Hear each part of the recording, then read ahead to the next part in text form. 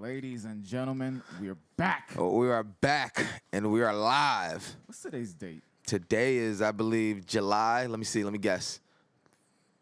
14th. Ooh, 15th. Fuck. 1 day shy, but very close.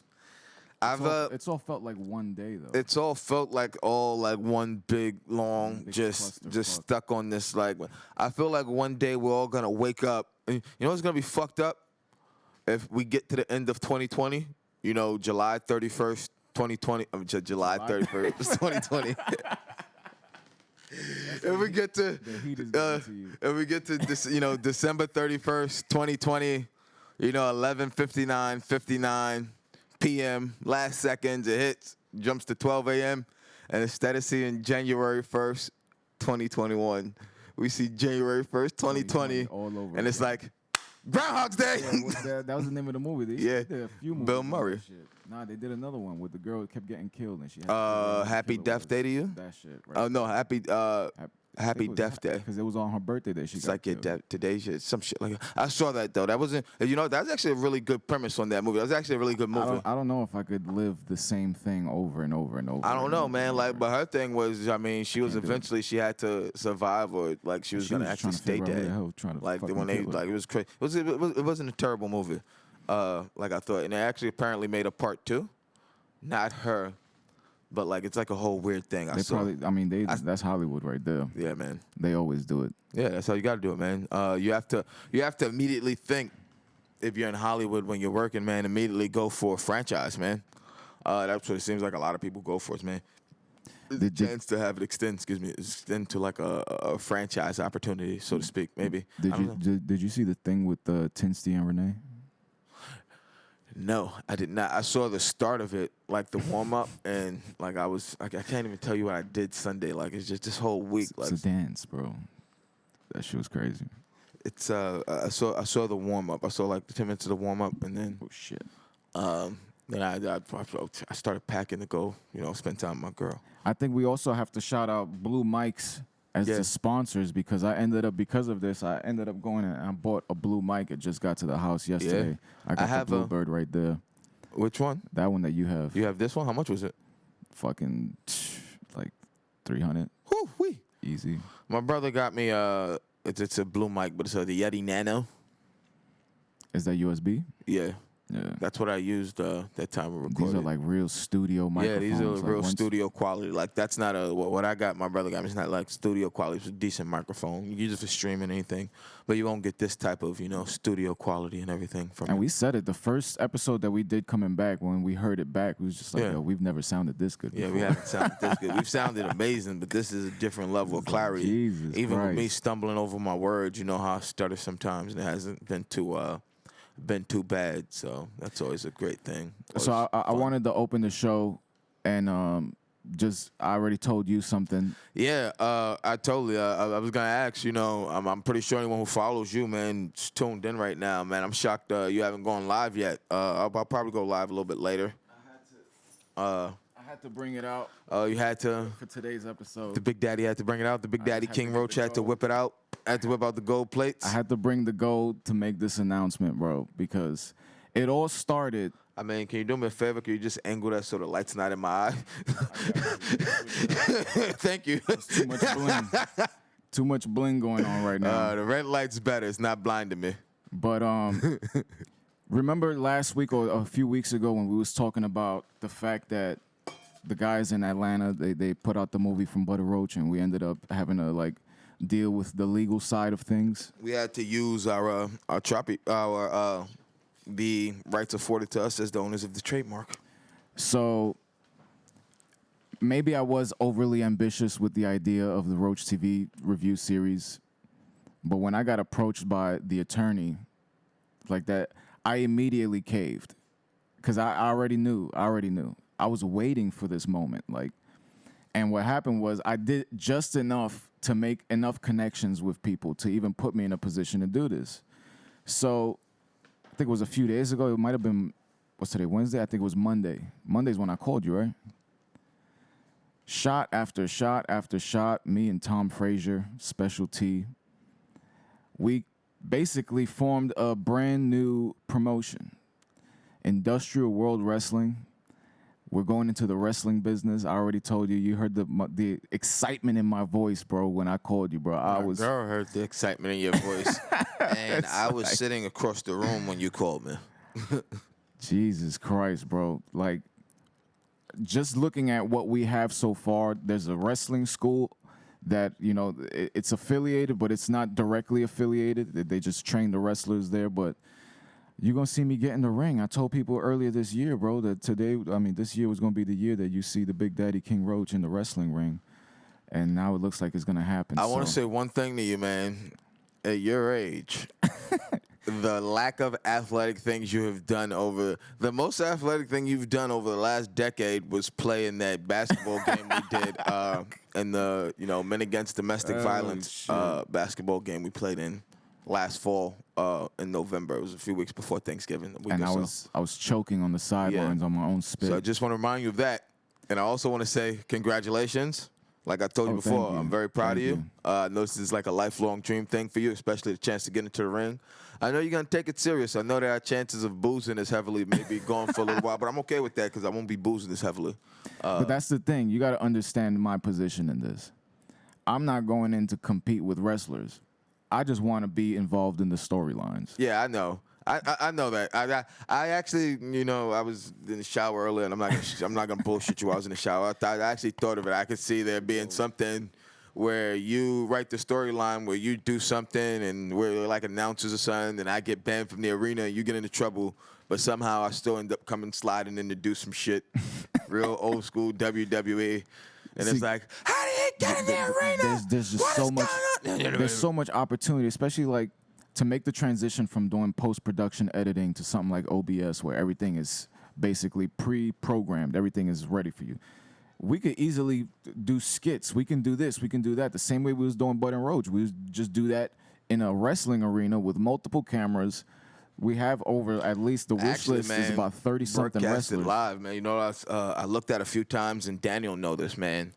When I was looking at I'm still looking at it, especially with this thing now, man. I have a lot more chances to do work. Danny, the Mevo camera, when you showed that to us, man, that really piqued my interest. Is that the one with the spinning? The camera, but it sets it, and you could set the different angles and access it on the lap. That's when we did Good Morning Bushwick at Milk and Pull. Milk and Pull. That's the name of it, right? Milk and Pull. Yeah. Shout out to Milk and Pull, man. Milk and Pull, man. They had donuts from dough, man. I fuck with donuts from dough, man.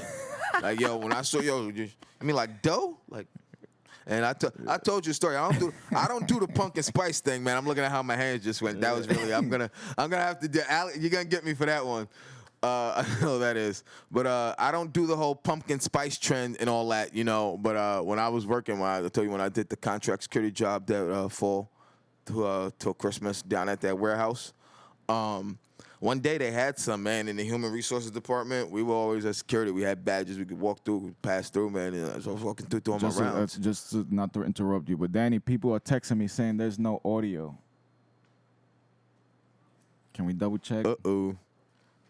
But should I continue the dough story? Or should I hang on? I got a story for you, but I'm waiting until we go. Yeah. We're back? We're back. Are we good? So I gotta announce that whole thing all over again. Run it back. We run it back. There you go. Hold on. Are you gonna break out the belt again? I gotta bring out the belt one more time. Yeah, we were just told there was some technical difficulties, so the Big Daddy King Roach is gonna. So yeah, in case you saw the excitement in my face, so you knew I had to do something with wrestling. But so just to revisit the story real quick, last week we discussed about flexing the trademark and infringing on copyrights and all that shit. And when I started putting Roach TV out, I felt like somebody was gonna approach me with this shit at some point. I just wanted to get enough content out there to at least establish a friendship or a community. To begin a sphere of influence, so to speak. So right when they did approach me, it was, I'm not gonna say the promotion, but it's not one of the top promotions, but they have good marketing value, so I understand why they approached me. They told me that I was stealing views away from their promotion. And so I backed down immediately, and I just told them, I was like, look, no problem. I just went through this on the other side. So me and my boy, my new friend, which I told you on the phone, reminds me just like of just Vela. when you saying that, bro, like I have to meet him, bro. Like just you saying that, like that's not like something that you just like somebody says knowing him, haven't met him. So I want to meet this gentleman. So it was just funny because, and he's young. Yeah. He's a young dude, 23 years old, very clear-minded, knows what he wants, and he gets it, bro. So we basically partnered up for a new promotion, Industrial World Wrestling. I already said I'm going in the ring. My goal is just to lose the gut, look good enough for TV. Do the Hogan, man. Don't lose the gut. Just tone it, bro. Get the one ab, bro. Do the Hogan one ab, bro. Like I was like talking to somebody about that at work, now, man, and they like actually got some jokes. People thought it would work, man. Like I was like, yo, I don't want to like I've reached the point. Like I know I'm not gonna get a six pack, but if I could tone it up enough and get the Hogan one ab, and like how Hogan still has that dad bod, but he has the one hard ab in the middle.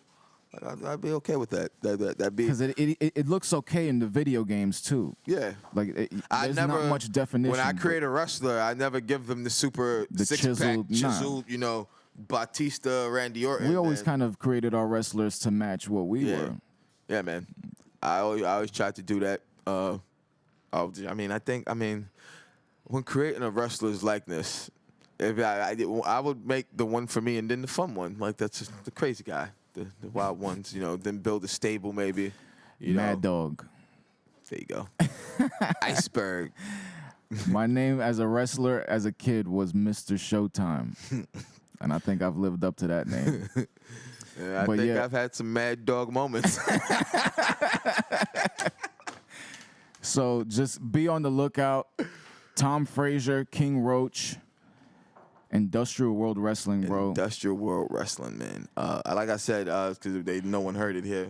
Hopefully people can read lips. I'm pretty sure even without sound, maybe the YouTube closed caption will closed caption our words for us close enough. But let me just tell you a little bit more about what he's planning to do, because he's trying to create a union for wrestlers. He wants them health benefits, all that stuff. So this promotion is going to be the first promotion that he's going to use as the guinea pig to try to actually pass this legislation. He knows all the lobbyists. Like, this guy's Jimmy Hoffa, bro. I'm telling you. So it's like, I just told him, don't end up like Jimmy. Shit, man. Anybody know where his body is yet? I mean, Scorsese. I mean, I still have to watch The Irishman, man. I may undertake that. I'll have some time. That's a 4-hour journey you don't want to take anytime soon. I know I'm going to have to watch it in, like, segments. I'm going to watch, like, 2 hours here. That's part 1. 2 hours here. That's part 2. Treat it like the last Harry Potter, part 1, part 2. So I got to tell you a story. I've been saving this story. This happened yesterday. I was going to call you as soon as it happened, but I wanted to save it for this moment right here because I want to capture the reaction. So, with what I do for work, installing Wi-Fi systems and shit like that, I'll usually just do commercials. But yesterday, they sent me a residential. So I go do this residence, Upper West Side, Upper East Side, around there. Really nice family. It was a Jewish family, Hasidic Jewish family. Place was beautiful, bro. And these people went above and beyond to make me feel comfortable and kind of make themselves feel comfortable with the fact that they got a stranger wearing a mask in their house that's, going in all the rooms and running cables and punching holes in walls and shit. And this is one of those stories where I feel like my love for wrestling kind of backfired on me.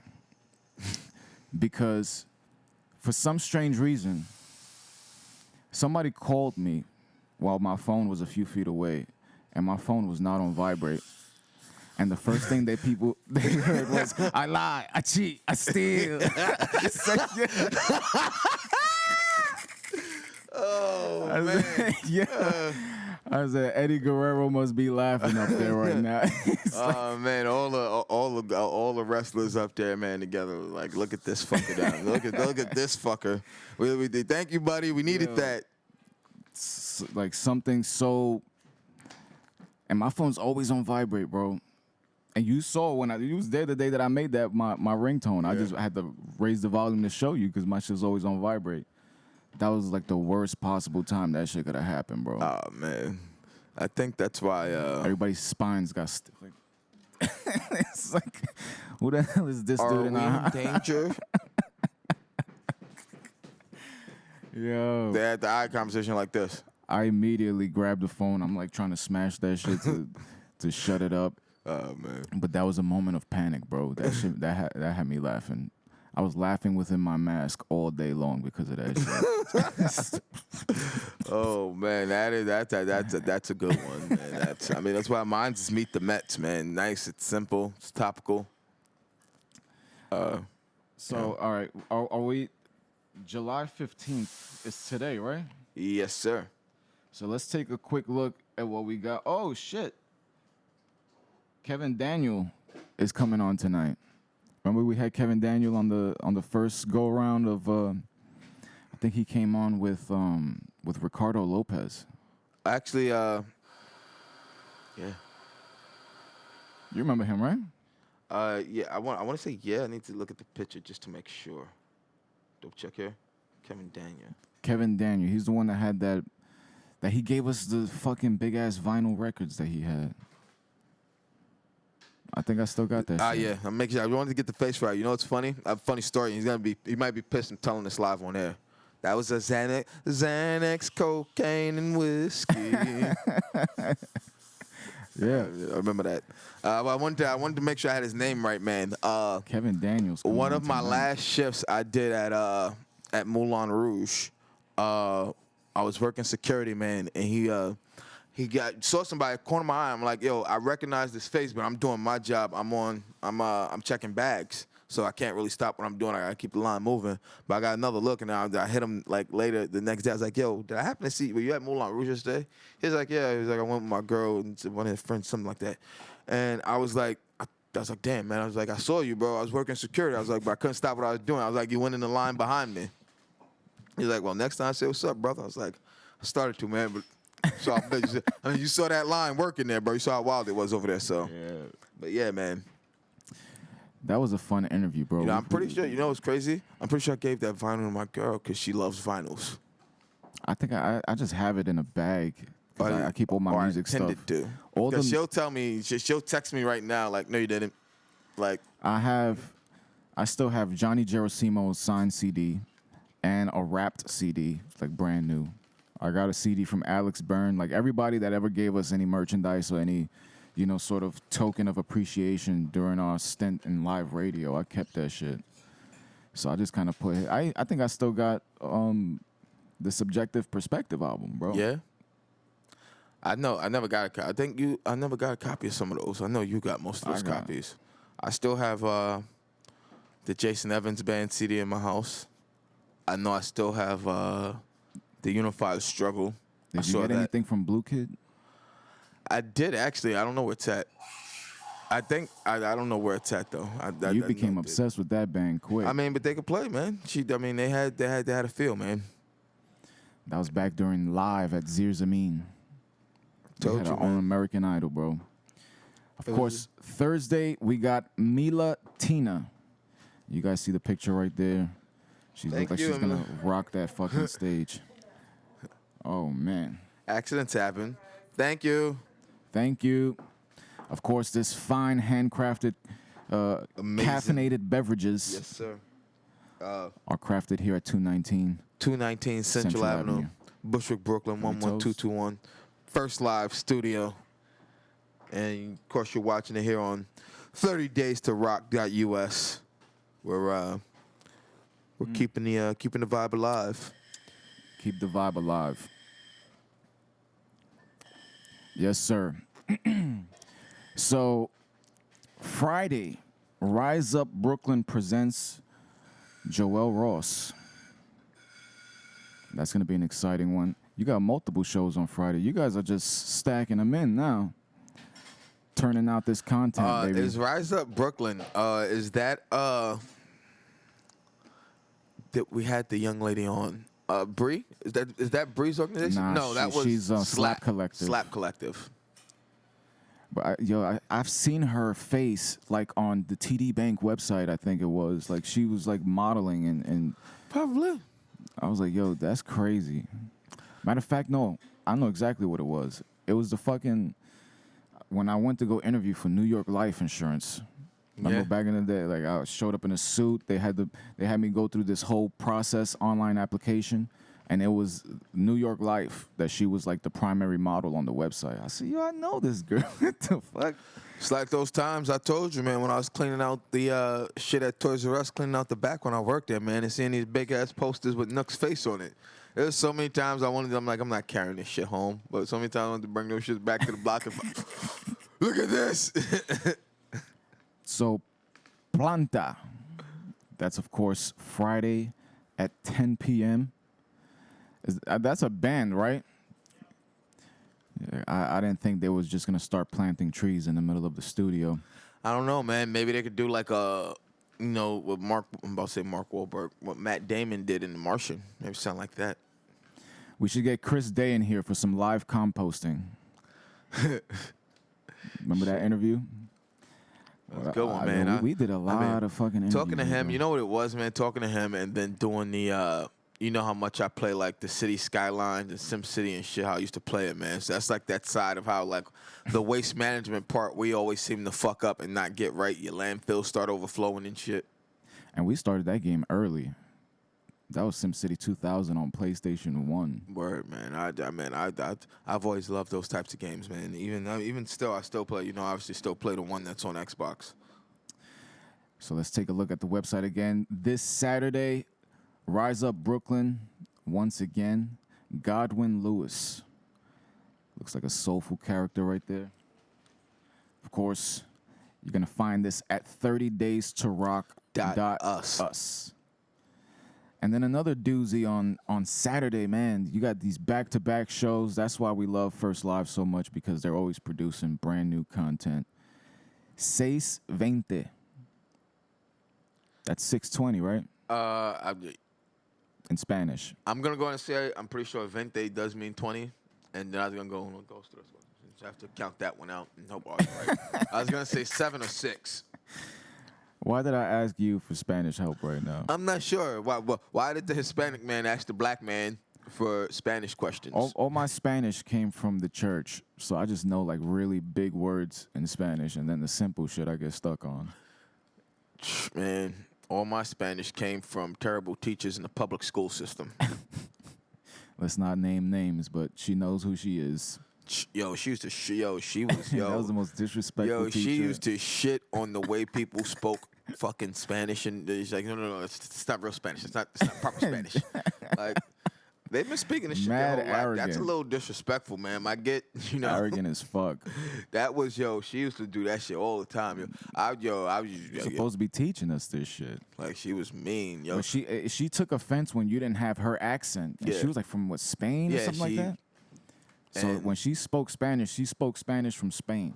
It's like people were like, but it's almost like, you know, how we speak a different English than English spoken in England. You know, it's different accents, different words mean different shit. But she would get really fucking offended by that shit. Like, it was like, ma'am, you're our teacher. Lead the way. No. And then she used to get upset when the kids started tormenting her back. Yeah, man. I was like, yo, man. I never partake in those festivities. I never partook in it, man, but there were times they made me laugh. I was just like, some kids were ruthless, man, and she started it, man. And no matter what, man. You remember how stiff her hair was? They would always attack her hair, man. Like, she had that red crow's nest. Like, that shit it looked like the hair from SmackDown 1 characters on PlayStation. It looked like if Macho Man like tried to mousse and gel his hair up and like get it to stay in like a bun. Straight. Like, she had like bucket. Macho Man's hair texture and thinness. Brillo pad. But it was red.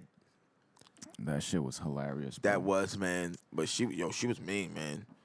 She was mean. So then we got non-residents on Sunday at 3 p.m. and at 7 p.m. Jesus Knievel. I don't know why. That just the name of that makes me want to see what they do. Jesus Knievel. What kind of music you think that is? If you had to guess. If I had to guess, looking at that picture, I would guess some sort of metal, maybe some sort of rock. If I had to guess, some post-hardcore metal.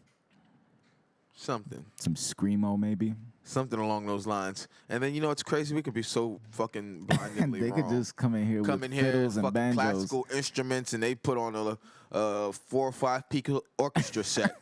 Like, we are that wrong. Like, goddamn, Jesus, Knievel. I'm here all week, people. Yeah. See, I'm tuning in for that one. That's Sunday at 7. It's not like I'm going to be filming for Roach TV. Yeah, you handle these things good now, man. But you know what it is? My answer to a lot of people, they ask me, yo, what are you doing tomorrow? Not like I got a job to go to right now. It's like, oh, so this list jumps back into Monday. I think we covered the week. Yeah. We're going to end it with Jesus Knievel, which we both assume is a rock, hardcore, maybe metal. Along those lines. But if they come in here with banjos and fiddles and they shut it down, then we have to do a podcast called "Don't Judge a Book by Its Cover." Word. And we've done it a few times. We admit we've done it. We're honest about it. We make mistakes. People do that. I mean, people have judged us by our looks before we start doing what we're doing. Still, they still do. It's a thing, man. And I don't think I make it any better with my ringtone. It's like, and since you guys got a shot of it right there, we posted a video last week. I'm actually gonna make that video public. I'm not doing the paid subscription behind the scenes shit. If you want to donate, because now the behind the scenes show is just gonna be my journey into this wrestling world. So we went to Tony's Pizzeria last week, 443 Knickerbocker Avenue. That's the right address, right? Yes, sir. And Sal wasn't there. We wanted him to come on the show today. And he wasn't there, and he, even when we did speak to him, he really wants to bring people on the show that inspire him to do what he did. Yeah. That we was taking notice to. But they blessed us, man. All they had to do was just jump on the phone with Sal, and he said, "Open the box." We went. We grabbed the hat that we wanted. I mean, I was really just expecting you to get a hat, and he's like, "Hey, ain't this a team thing? Which one you want?" Team thing, bro. And we got the fresh, and these honestly are the best fitted hats. Like that form fan. You know what the thing is for me with the dad hats, and it happens is like I keep having to adjust them because sometimes I feel like they're too tight and they make my head hurt, so I have to keep going. Then they're too loose. I'm afraid like I'll start running and then it'll blow off, or wind breeze will take it. But these are just like so form fitting, like they're just right perfect on the head. I like my brim, to be a little folded, little curvaceous. I'm not a flat brim typer, man. I don't know, man. People, like I don't know any athletes who really, baseball players wear their brims like that, so that always annoyed me. I've always, curved my brim on my hat. Always. I really stopped doing it in high school. What? Doing the straight brim. Because in high school, I used to do the straight brim because I had the do-rag under. Nah, I never wore a do-rag under a hat. I only would wear a do-rag. I never really wore a do-rag in public. No. Yeah, because you was using it for functionality, not for fashion. Yeah. And it's wild, man. When I saw do-rags made a comeback a few years ago, man, that shit was wild, man. I was like, wow. Yeah, it's like, wait, are people wearing do-rags again? And then aside from wearing do-rags again, they're wearing do-rags like with the flaps out. Like they're not even like twirling them like how like we had at least figured out the way to keep it looking cool. Nah, y'all like flaps out. Like, nah, man, like I'm do-ragging it. I always twirled and tied, bro. Twirl, tied, twisted, knotted, under. Like all that, man. I do not want that. And you had to do it in that order. Your shit was looking wild. And if you had the curve in your hat in high school, you were made fun of. I mean, I always wore it with a curve, man. Like nobody was gonna step to you. You was fucking basketball star, bro. I wouldn't say star. I was basketball. I was a part of the team. Junior year, I was part of the team. Senior year, I got around closer to that status, but. Yeah, as a freshman and a fucking sophomore, I was just riding the bench on JV. Not gonna name names, but I did have a problem with that. But yeah, I think it taught me a bit of humility to see people I felt I was equal to, or at least at par or athletically, get more playing time than me. I saw a lot of people that had the potential to go to the NBA, blow it. I won't say NBA, but I'll say a lot of people who had potential to play professionally. Like there's so many like, and that was the thing I noticed. Like there's so many chances overseas, and I'll say we played with a lot of people who had pro potential in pro leagues in other countries. I'll say just because the NBA is top tier, I'll say people show glimpses of it. We play with people that show glimpses of having that type of talent, but did toss it. The ones that I'm talking about, they just got involved in the street shit.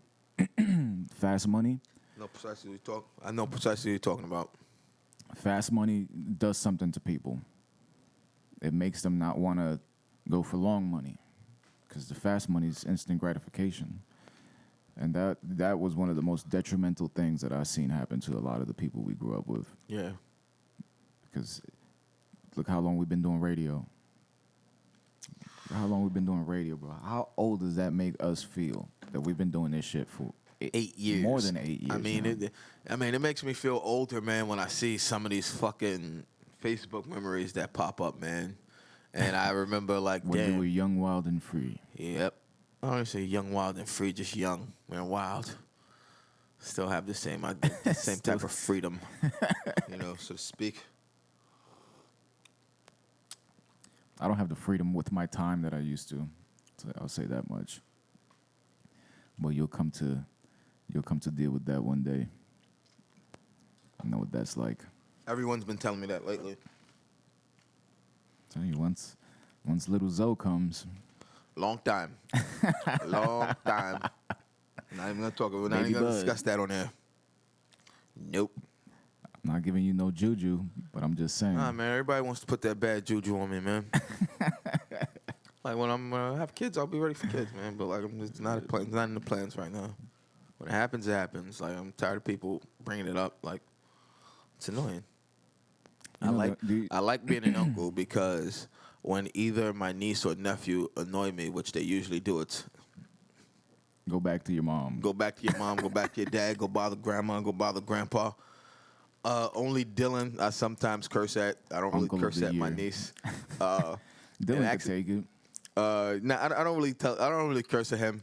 To tell him stop being a wise ass, quit being a smart ass. So like I don't really curse at Dylan. The D-level curses. Yeah, you know what? He's only heard me drop F-bombs because, and I told you I have to remind myself now when I have the headset on, if I'm playing Call of Duty with him, that I do have the headset on, and I can't, when I'm one more kill away from my third kill streak, get pissed and yell the things I typically yell into the headset. And even, what pisses me off is that I typically yell it, but I play with the headset on and the microphone off. But now I'm playing with him. He wants to talk, game plan and strategize. So you're not even cursing on a multiplayer level. You're just cursing on a personal level that's being caught on the microphone. That's being caught on the microphone. I have to remind myself, like, yo, hot mic. Like, it's like, yo, hot mic. Oh, shit. Like, yeah, man. Like, he's definitely, he's heard me drop some F-bombs like, you son of a, like, yeah, he's definitely, he's heard it. But he's actually, to be his age, to be 10. Is he 10 right now? I think he's turning 10 this year. No, he's 10. He's turning 11. I may be wrong. I'm pretty sure I'm wrong because he always tells me like I get his age wrong. Yeah, I'm pretty sure he's 9 turning 10 or 10 turning 11. One of those two. I usually get it wrong. I'll be corrected at some point. But he imagine he's he actually calls you right now and be like he's actually pretty good at at Call of Duty, bro. And he wants to play like his dad does, so he plays hardcore. But the kids nowadays, they're much better than the adults. I mean, they grew up in an age where facial recognition was actually already installed in cameras and shit like that. But he's, what's impressive is this is his first real foray into an online multiplayer, playing other people. He can hold his own. He can hold his own, man. Like, do you hear him engaging with other people on the mic? No, he doesn't. He only talks to me on the mic. Yeah, because he saves that moment for when he's alone. Nah, his dad, I know his dad doesn't let him play the PlayStation unless he tells him first, and Lorenzo's usually there or probably in the other room, so he's not on the mic too much. Unless he's with his friends. I don't think he's on the mic when he's not playing with somebody. Man, Lorenzo, the games that we've played over the years, you remember when we had the Cool Borders 3 demo disc. I remember that, bro. They That only was when gave I you one decided run. at some point in my life I'm going to go snowboarding. Like the first time we played that, and I even remember playing the Cool Borders 1 and 2 demo, bro. But I remember when we had that. But one. when we had the 3, this was already during the time that you had to flip your PlayStation upside down so that the disc fucking could read. landed on the diagonally, man. That shit was It's like the tips and tricks. the tips and tricks of after that, Rigging bro. a PlayStation. You know what? We still didn't learn our lesson. It took the Xbox for us to learn our lesson to stop buying The red rings. the original Xbox. Like after that, when we saw people having the red rings, we just we waited on 360 and the PS3. And then Because y'all would go get the systems as soon as they came out. My dad, he's an electronics head, man. Shit, I remember when the first Xbox started having, when we had the original Xbox and the first one started having problems, and he just came home one day with that shit in a box from Best Buy, a brand new one. Like, he was like, I ain't with the shits. Like, I ain't doing it. I was like, damn. I don't know anybody that games more than him, bro. Nah, I don't. I don't know anybody. Even at his age, I tell people, even at his age, he plays games more than me, my nephew, my brother combined. And he's always online. He always got his headphones plugged in, talking to his team. His clan, man. He likes to play that Destiny 2, man. That's a massive. Every time I go to your house, that's what he's playing. I have to get this word right. It was a massive multiplayer online RPG, if I'm not mistaken. I have to make sure I said that right. So we do actually have a guest coming on, and he should be arriving within like 20 minutes. He said he'll be here around 11 o'clock. Yeah, I saw that. But, of course, we are as you. This is Eduardo. I got to say his name right, bro. Asunsolo. Eduardo Asunsolo. And he's going to sit down on this fantastic couch here at 219 Central Avenue, of course. And once he arrives, things are going to heat up, bro. Yeah. That on-the-couch interview we did last week with Tinsty and Renee. That was a fun one. That was very fun. Yes, that was. It's nice to have people on the Skype, but when they're here, you get the bounce back and forth. It is, yeah. The Skype is fun, but when you're here, they just know, holding on, no talking over each other accidentally. It's a different vibe. It's a different feel, but I love it. It's the full lights, camera, action that you get here at First Live. Yeah. And we should take a moment to remind everybody that this entire production was put together for the sole purpose to raise funds. You want to take this? Yes. This entire, 30 Days to Rock initiative here at First Live, over at 30days2rock.us, is all a fundraising initiative to help majority of it to help First Live, because like most small businesses, not just throughout New York State, throughout the U.S., have been hurt by this COVID-19 pandemic. The federal government and state governments didn't really give much relief. And also to help artists, man, because a lot of artists don't get paid from their artistry. And they're also out of work outside of that. A lot of artists work in the service industry. The service industry's probably been hit the hardest. Service industry's been hit the hardest. These two combined here with this 30 Days to Rock initiative. And it's a fundraising initiative, man, to help keep First Live open and to help, get some money into these artists' pocket who are hurting right now through this COVID-19 pandemic, man. And if you need any other information, you can get it all over at 30days2rock.us. Any information you would need on donating, on everything, you can see all the upcoming events. You can see the splash page right here. That's crazy. I was trying to pull it up on the website, and he already had his own graphic planned out. Yeah.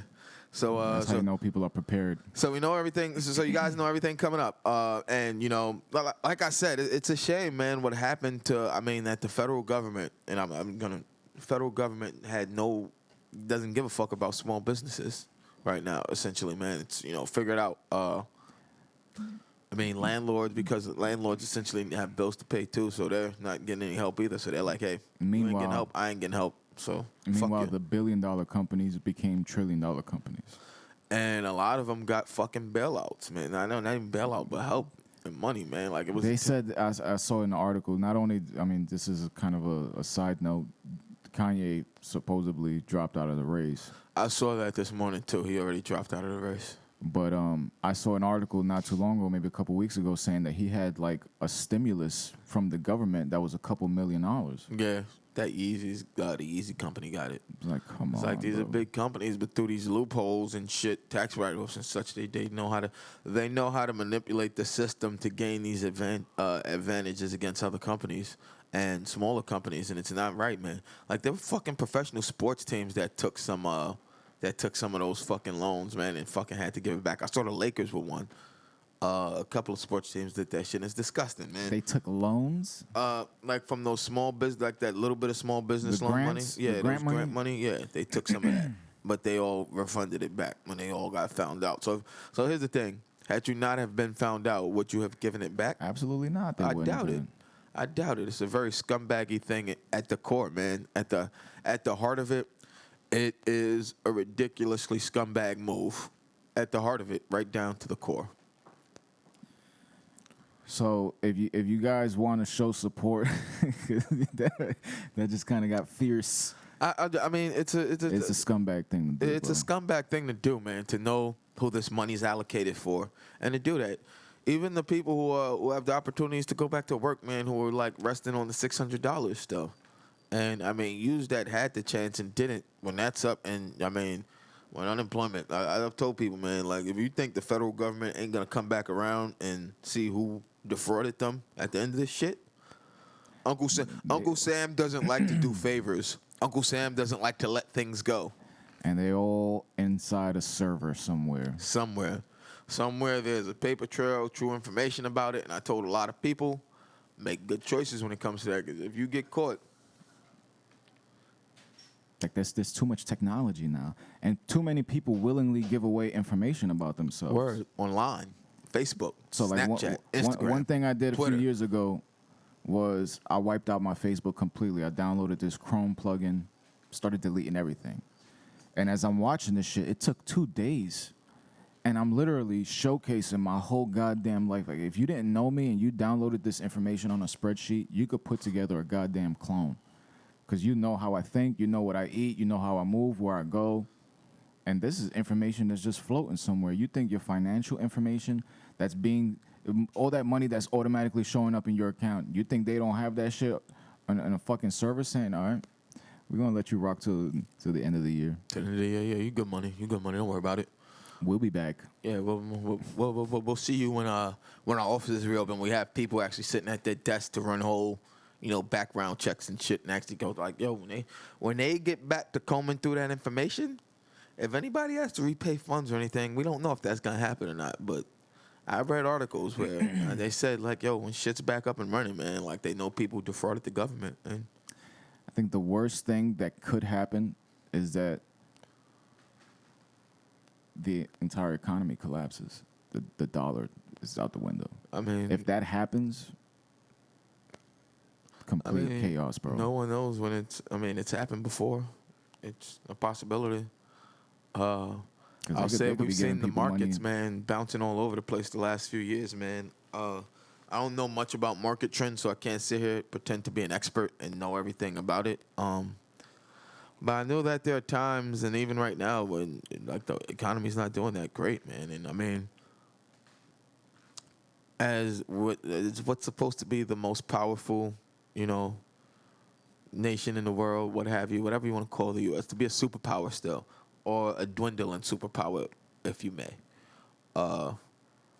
is still sad to look at the overall condition our country's in, and I'm not talking about from a leadership standpoint or any of that, because that just speaks for itself across the board everywhere. It's top to bottom, down, from, shit rolls downhill, and they're all covered in it. Top to bottom when it comes to politics, both sides. I don't want to hear it. But even more so, man, like the fabric and like the of this country, the more you see, especially right now, the sadder it is, man. And I mean, I don't know what it would take for, to pull this country together, man. Because, I don't even think an alien attack, a true alien attack, no Project Bluebeam shit, but a true alien attack. And that's, I don't think even that would unite Americans. Did you see the the influx of footage from sightings happening across the country right now. UFO, yeah. So now it's And now, just like, the what Navy's else is been gonna fucking declassifying happen this UFO year, bro? information and shit the last few years. It's a lot of things, bro. It's a lot of things, man. But the heart, like at the core, the heart of this country, it's broken. I think people right now, they're so polarized in their beliefs that it's just two extremes. There's no middle ground anymore. There isn't. There's no healthy like middle ground. There's no fair middle ground. If you lean left, then you're an extreme leftist. If you lean right, you're alt-right conservative. Like, I mean, and the clashes of the two extremes, like even especially like seeing in front this of shit, cameras. like seeing down like in Bay Ridge over the weekend, you gotta see this shit on cameras and the news all the time, bro. Did you see the like fucking Blue Lives Matters and fucking Black Lives Matters down in fucking Bay Ridge Saturday and Sunday? Clashing? I ain't see that shit, bro. Like, I mean, I don't even want to watch the news anymore. I mean, you know me, I read it. I don't really watch the news, but I read it. Typically, I read threads. I get the information. I check it out. Some of these, I mean, I get it. Threads, not memes. We got to point that out. Yes. Because a lot of people still get all their information. We said this on the podcast a couple days ago. And all you do is just see a meme, reshare it, and now you're a reporter. Yeah. now you woke. Now you know. Now you know all the information. It's a joke. It's a joke out here. But as like seeing that, man, it's like I get everyone wants to support the police. I mean, when like I said it before, they have one of the hardest jobs out there already, and then now coupled with everything across the nation, reforms. But the fact that I'm sorry that you're mad that now you can't choke people out with impunity, you can't just bust motherfuckers' heads and get away with it and have 12, 13, 14 write-ups on your fucking filing jacket and nobody knows about it or why because of what is qualified immunity. And now that's what you're upset about. Like at the core, like real, like then this is something we haven't discussed on the show at all. Defunding the police. This defunding the police talk. I think people see defunding the police and think, yo, let's abolish police departments across the U.S. Anybody saying that shit, I honestly think go that's fuck what police yourself. think sometimes. That's what police think. And I'm here to tell anyone, if that's what you mean by abolish the police, go sit yourself in a corner. We're gonna carve out a corner of the country for you to go try that experiment on your own. Like you've seen, like I mean, let's look at the whole situation in Seattle when they tried that out there, that whole Chaz Chop zone. How every night that place descended to casket, people getting shot. You won't allow ambulances in. You had how many people die over there? Talking about the block that they basically like took a control 6-block over that region, whole shit. And they chased the cops out of that precinct. Did that end? Yeah, they ended it like a week and a half ago, maybe 2 weeks. The mayor sent them in to clear that out, and like they arrested some of the people who protested that. But let's look at that, man. And like when people say defunding the police, man, I think they mean defunding the unnecessary budgets, the surplus, the budgets that allow the purchasing of surplus military equipment. The Batman suits. Yeah, the Batman suits, the Batman tumbler vehicles. It's like homie said to it's like homie said in The Dark Knight when he walked in there Morgan Freeman's office. He's like, so you mean to tell me you didn't notice your baby rolling around crushing cop cars every night? It's like, come on, man. And it's even like what we spoke about this, man. I told my dad this. These are things like we were saying 6-7 years ago, and people were dismissing us. And I mean us as in me and you. I know. It's like this rapid militarization of the police forces. You know, the way these manufacturers of these cars, these vehicles, this equipment produce in surplus, knowing, yo, we're going to beat Uncle Sam in the head at these contract prices. But then we can unload the surplus to, you know, municipalities or what have you in other places at what we call a surplus, but we're still probably making money because God knows how low it costs us to actually produce this. It was on the Roach show radio show on Monday nights that we was covering. A lot of this shit. Like 250 million rounds. 250 million rounds, man. Like, why did why who was it? Wasn't even rounds. It was hollow point. For who do you have? And it was like the rounds they brought were against the Geneva Convention, so they weren't even conventional rounds that could be used at war. If you stockpiling all and this shit, it was Department of Homeland Security. It was a lot of like domestic U.S. Yeah. federal agencies. But it was so crazy that one of them was NOAA, the National Oceanic Atmospheric Organization. Like, they brought like 250,000 fucking. Why the fuck does NOAA need 250,000 fucking hollow point rounds? Someone explain that to me. While at the same time trying to take away people's guns. Explain that shit to me. I'm sorry. There are questions that need to be asked about these situations when these things arise, man. And to say that it's wrong to say that or ask these questions, man, is as we were told then it was wrong. But now you have, and a lot of people, man, I'm seeing people feeling kind of, I won't say feel the same way about us, but I'm going to bring up the Wayfair thing, the Wayfair situation. How people are saying how this is being fueled, the Wayfair, conspiracy theory is being fueled by social media influencers, social media lifestyle influencers.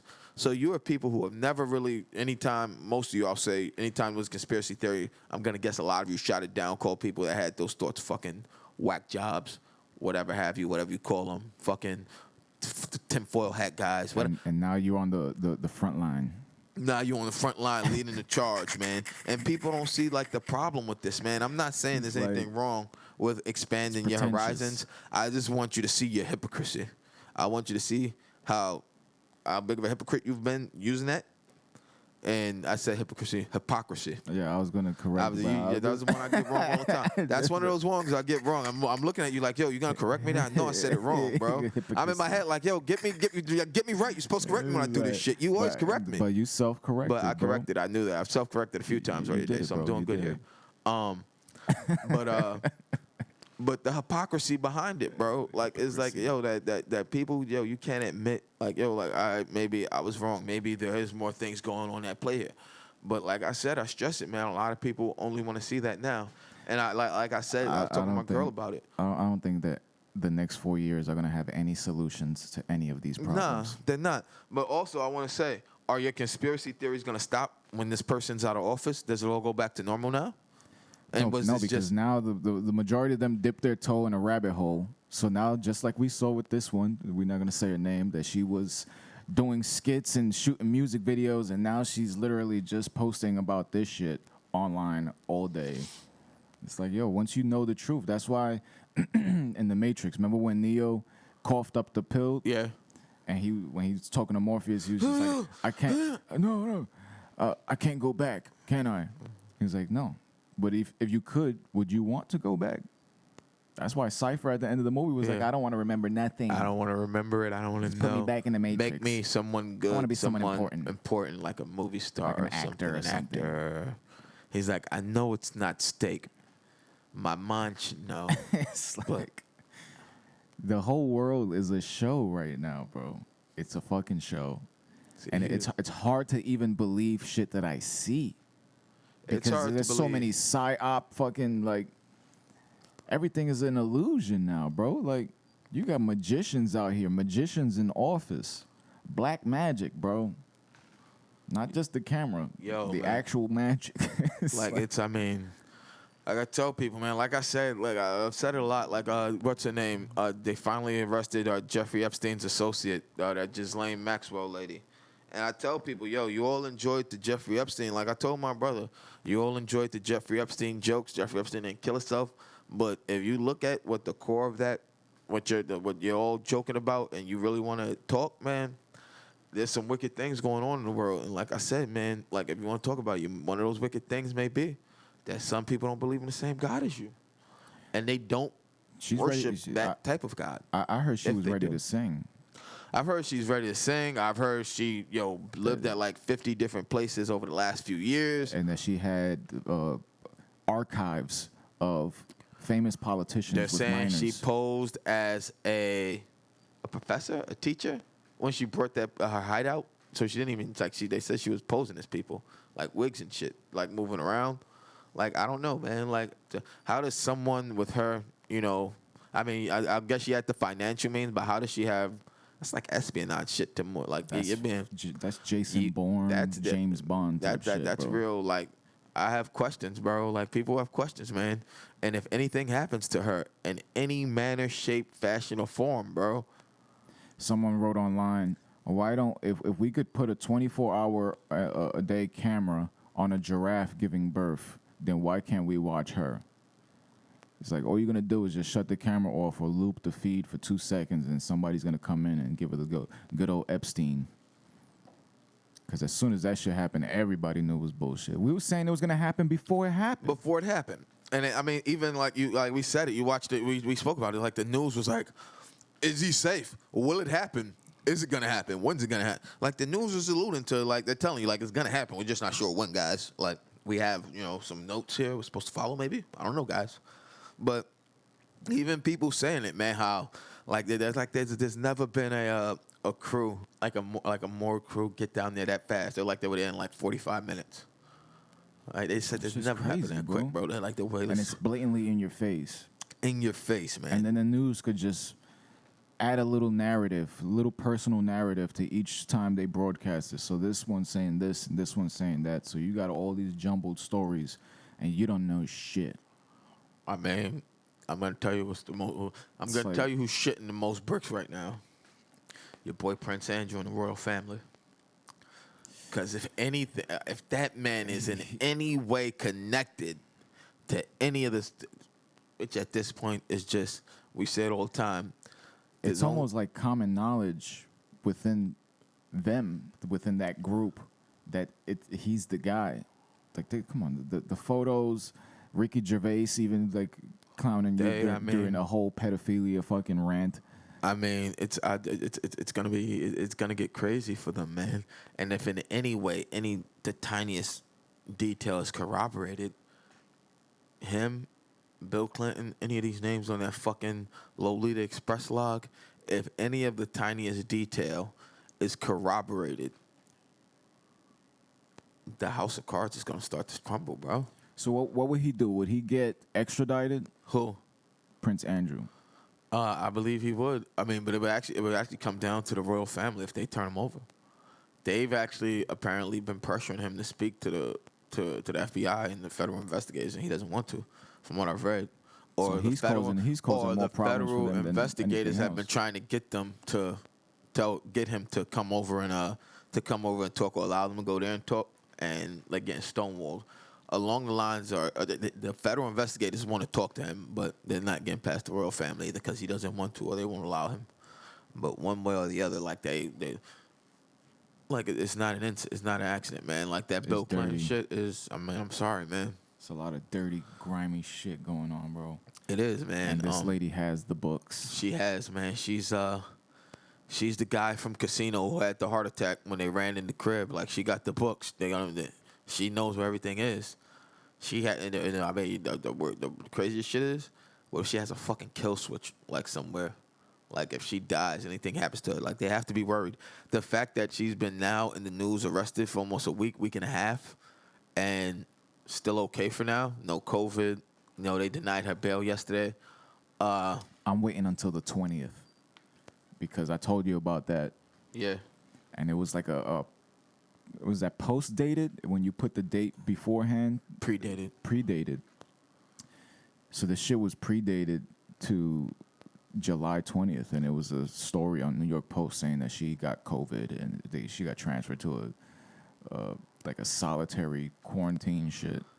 I don't know, people snapshotted it and then they took it down, which was crazy. You don't know what the fuck is real anymore. But if she passed the 20th, then she has a chance.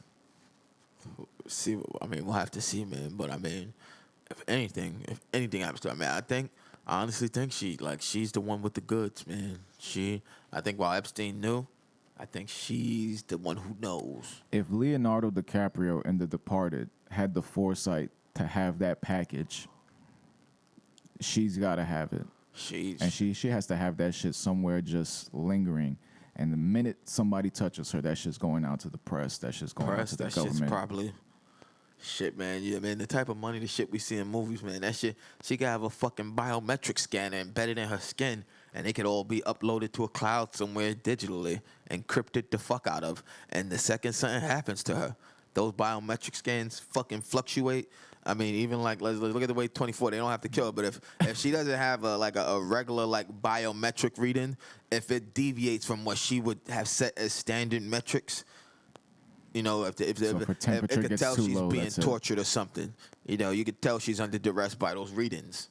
All right, Doesn't even have to be that she does. I mean, if she's buying properties under disguise, and they said then she I lived assume at she least has. in the last like year since this has happened. She's lived in at least 50 different places. it's more than The Tekashi. type of money that goes into that. It's bankroll because she essentially has all the blackmail material on the most powerful people in the United States and the And I world. even still don't fully understand how they found her. I really need to look into that more. I still don't even fully understand how they found her. They said she was like in a secluded house in New Hampshire. They got satellites, bro. They said it was what I read, it was like satellite, spy plane, and I think they said a UAV or like a drone. It's like Like they got people in the area and then used the drone. they caught somebody selling just regular dime bags on a corner with a satellite feed, and they just rolled up on him. He was like, "How the fuck?" I'm like in the middle of nowhere. It was like, "Oh, we were just watching the satellite feed, and you came up." Yeah, like you're right there, man. Like And they these could now, zoom in man. with that shit. They say bird's eye view, man. They say these drone cameras can see within up to 6 feet off the ground. Matter of fact, there's this from fucking their website, bro. angles. I'm gonna see if I find this website because I'm gonna show you this shit. Don't pull up the computer yet. Let me find it. But yeah, man. I mean, but you remember when we were what? They like a 1 point something million megapixel camera on That's these what I'm drones. looking for right now. 1 point what megapixels on these drones? It's like It's like one. It was like 1 point something million. But then again, we have to remember that was 8 years ago. What are they up to now? You know what I'm saying? With the advances in technology. If we have, now they're giving us 20, 30 megapixels, 2, 3 cameras, wide angles. We got the front crazy angle cameras now. Like, what are they giving us here that we don't know? look, this shit is called. It's called Big Pixel. Come on, dude. Jesus Christ. That's one thing I hate about dealing with goddamn websites that have fucking pop-ups every 2 seconds. Oh, trying man, to that get you to annoys do the living something. hell out of me. Jesus Christ. That annoys me. That drives me crazy. I'm not gonna sit here and lie to you. When it's just frequent pop-ups, like don't step it, boom, boom, boom, boom, boom, boom, boom. So this is supposedly the highest resolution camera, and you can actually zoom in to people's fucking faces. Jesus Christ, where's this? This is in China. I was gonna of course. ask, but this looks. I was gonna say, is this in China? Oh my fucking God! Look at that shit, bro. Like you can. Look at how far back it goes.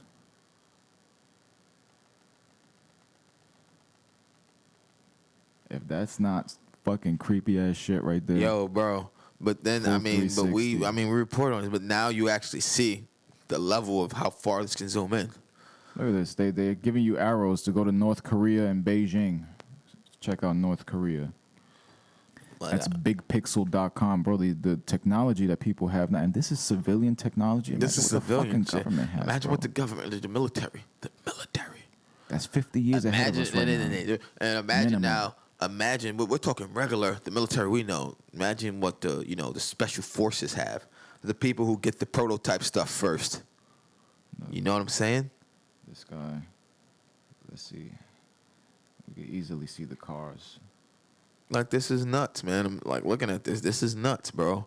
But people don't want to believe this, man. That these drones could fly overhead, catch you doing anything. God damn. Look at how close that is. You can read the license plate. Shit. You can read the fucking What license the plate. That was fuck? fucking crazy. Yo, that is clear as day, bro. You can see the plates. Yo, zoom in on that ship over there. See if you can read any of the whole details. This one? Yeah. My God, I don't It's think we already could read. clearing up. That's crazy. This right here is like 1080p. That's insane, bro. Back of the hall, you could make that out. Jesus Christ.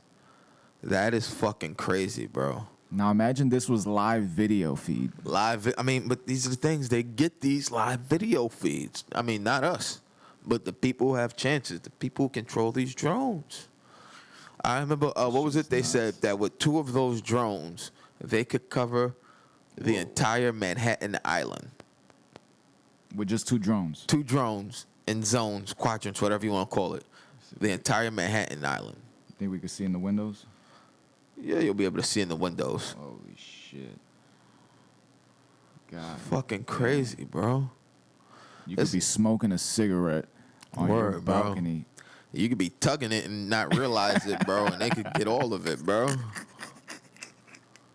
Like, that's it. Imagine that, man. Shit. But we've said about the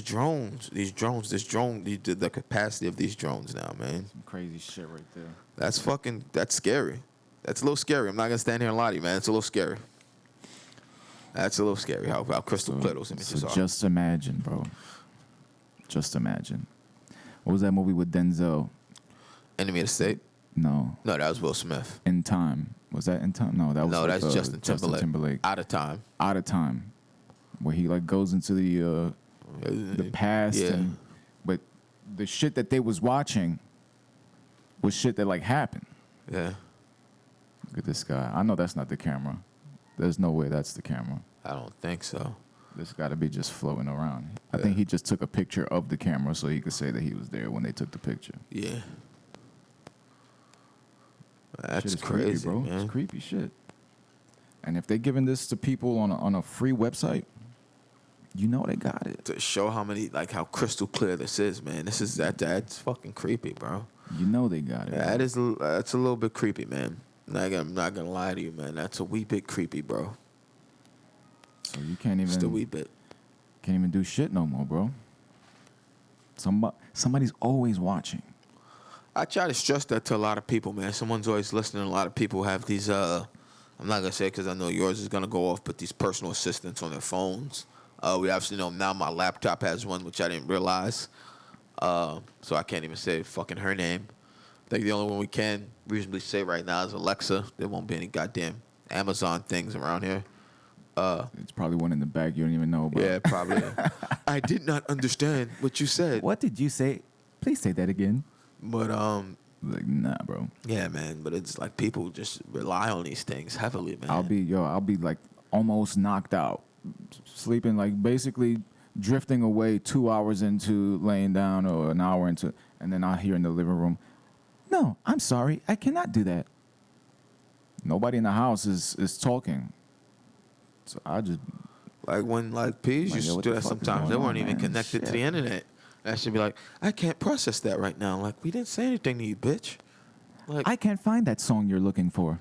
No one actually for song. It's like, what are you talking about? I'm not a fan of it, man. I'm not a fan of it, man. You know how I feel about AI, man. We did this stuff on that. You know even how I feel about fucking you know, when I told you, man, I believe we spoke about that the Google or Facebook supercomputers that started writing their own language. The second they put them online, I haven't heard nothing about it. But then right before all this hit, man, I was reading that I believe Google was close to like a quantum computer that would have more computing speed and power than all the supercomputers in the world. Like they were either done with it or very close to being done with it. I had read. Listen, if you plug up a computer and it starts writing a language you can't read, unplug that shit. If they have managed to build this quantum computer and it's more powerful than every supercomputer in the world, do not put that motherfucker on. Do not. Like the movies have all taught us enough. Like, yo, if that's not, if what happened with those other computers wasn't enough for you to realize that this is a bad idea in the making, then nothing will. Nothing will make you like realize that's a bad idea in the making. Like, just iRobot alone. Any movie with fucking AI. Any movie. There was one that wasn't that bad. The one with Robin Williams. I think it was called Artificial Intelligence. I think it was. I think it was that, man. He was like a robot. Yeah, I never saw that whole movie. But he was a robot that wanted to die. Oh, I never. Damn, that's kind of some dark shit. Apparently Robin Williams was a very sad man, depressed man. I mean, it's an old movie, so I'm not like spoiling it. Yeah. But in the end, he dies. I mean, even Jack was sad. I love Jack as a movie, man. But even as a kid, that made me sad. Jack. When he's supposed to be a kid Jack. who has the fucking disease he grows through. Yo, that's the thing about Robin Williams. People don't understand, bro. Like, he's always done really dark shit, but made it funny. made it watchable. A kid that or an adult that's like a fucking kid and he's just aging faster than everyone. Man, like, by the time he graduates, he's a fucking old man. Like that shit was That shit fucked broke up. my heart. Nah, man, but when he had the heart attack and fell down the stairs when J-Lo turned him down, like, that shit broke my heart, bro. Like I was a kid, like that shit made me cry, bro. Like, you got to put your check, gonna be all right. Yo, like that shit hurts.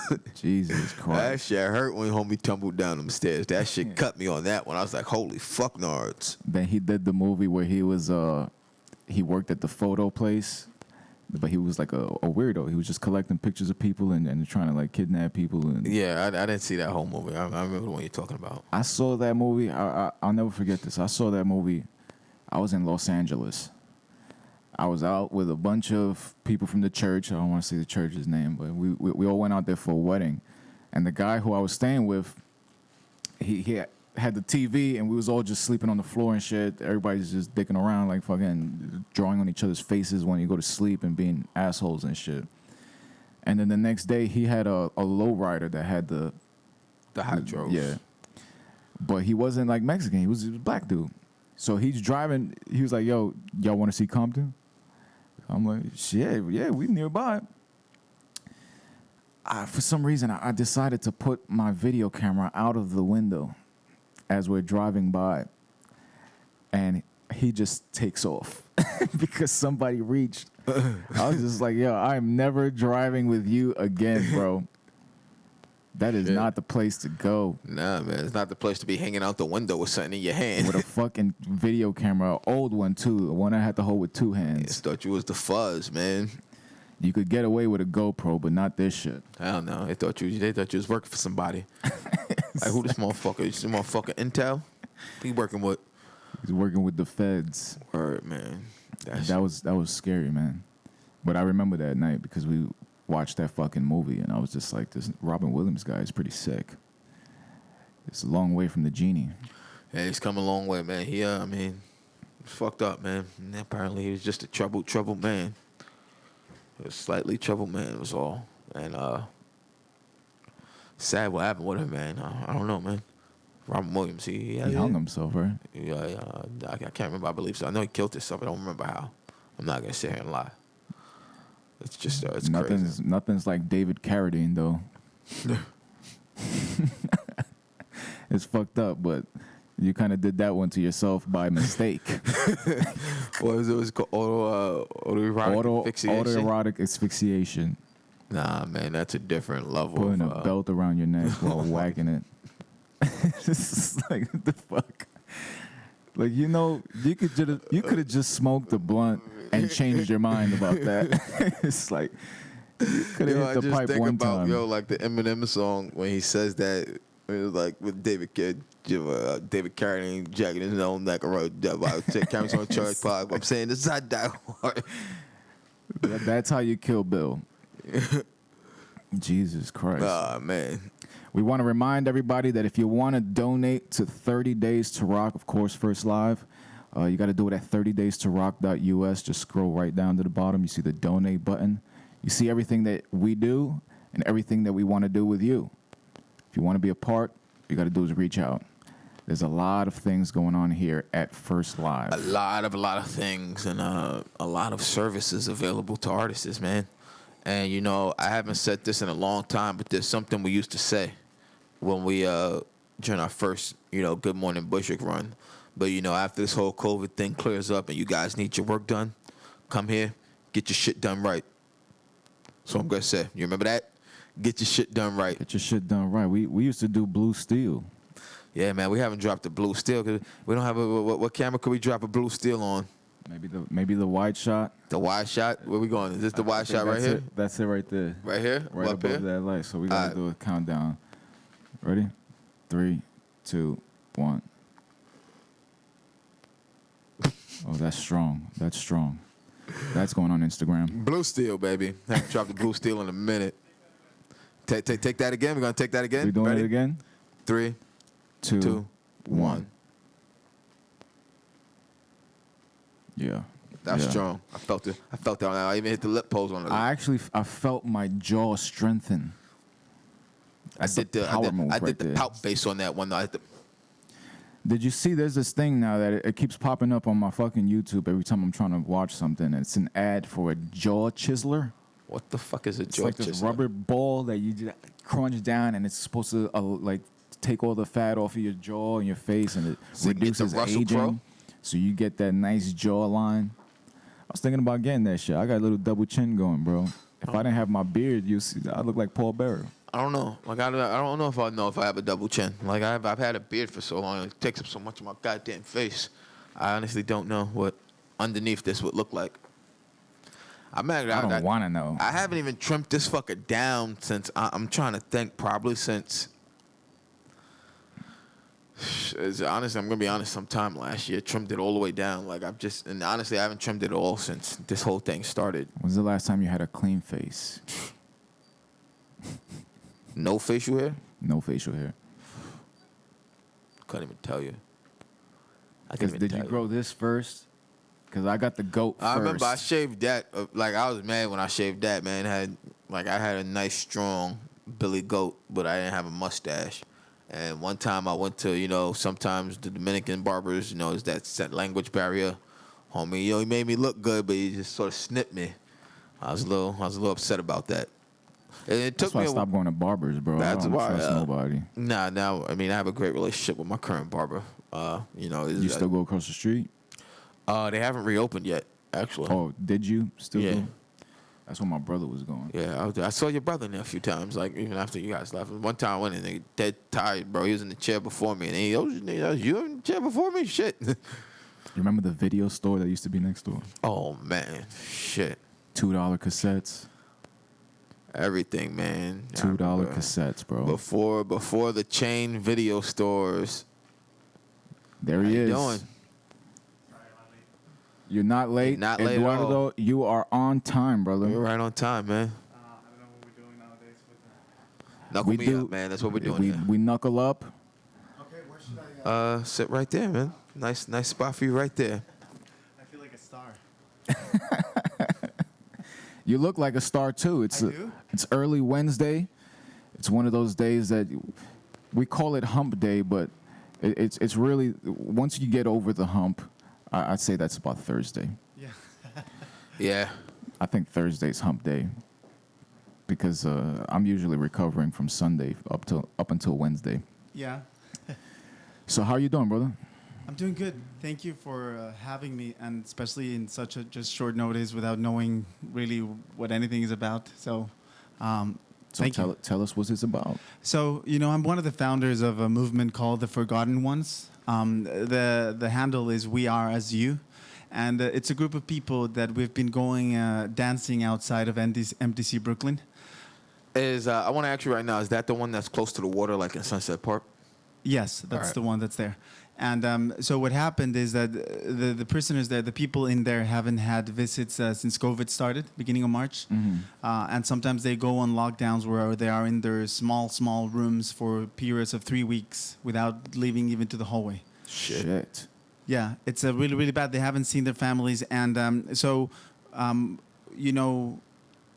this connection that they're having with people is essential. People go outside, and we've been growing a little bit in numbers. And it's been hard because of some stuff that they start writing about us, which I'll address because it's here, like your face. It's like I'm a avid as we both had the same fifth grade teacher. He was a year before me. He's a year older than me. Who got us into reading the news daily. Ever since fifth grade, I read the news every day. And I actually saw it this morning in the Post. So after you finish, I showed them both when I got here this morning. I showed Danny, and then I showed him when he arrived. Yeah. I was just like, hey guys, this is in the New York Post. Front page. I was like, yeah, it's gonna be everywhere. So I'm glad to be here, with just with a microphone and being able to just share our version, just because it's not about the thing they're trying to make it about. And the only thing that's going to be lost is this thing that the people in there have to look forward to every day. We keep hearing from their families and from the people inside how grateful they are for this, even though now they just have 2 or 3 hours a day outside of their cells. Mm-hmm. Some of the people by the wall sacrifice one of those hours and they stay in the room to dance with us. and to put their lights with us and do that connection. We've had up to like 72 windows, banging their lights on the windows and saying hi to us, and it's really been a nice thing for them.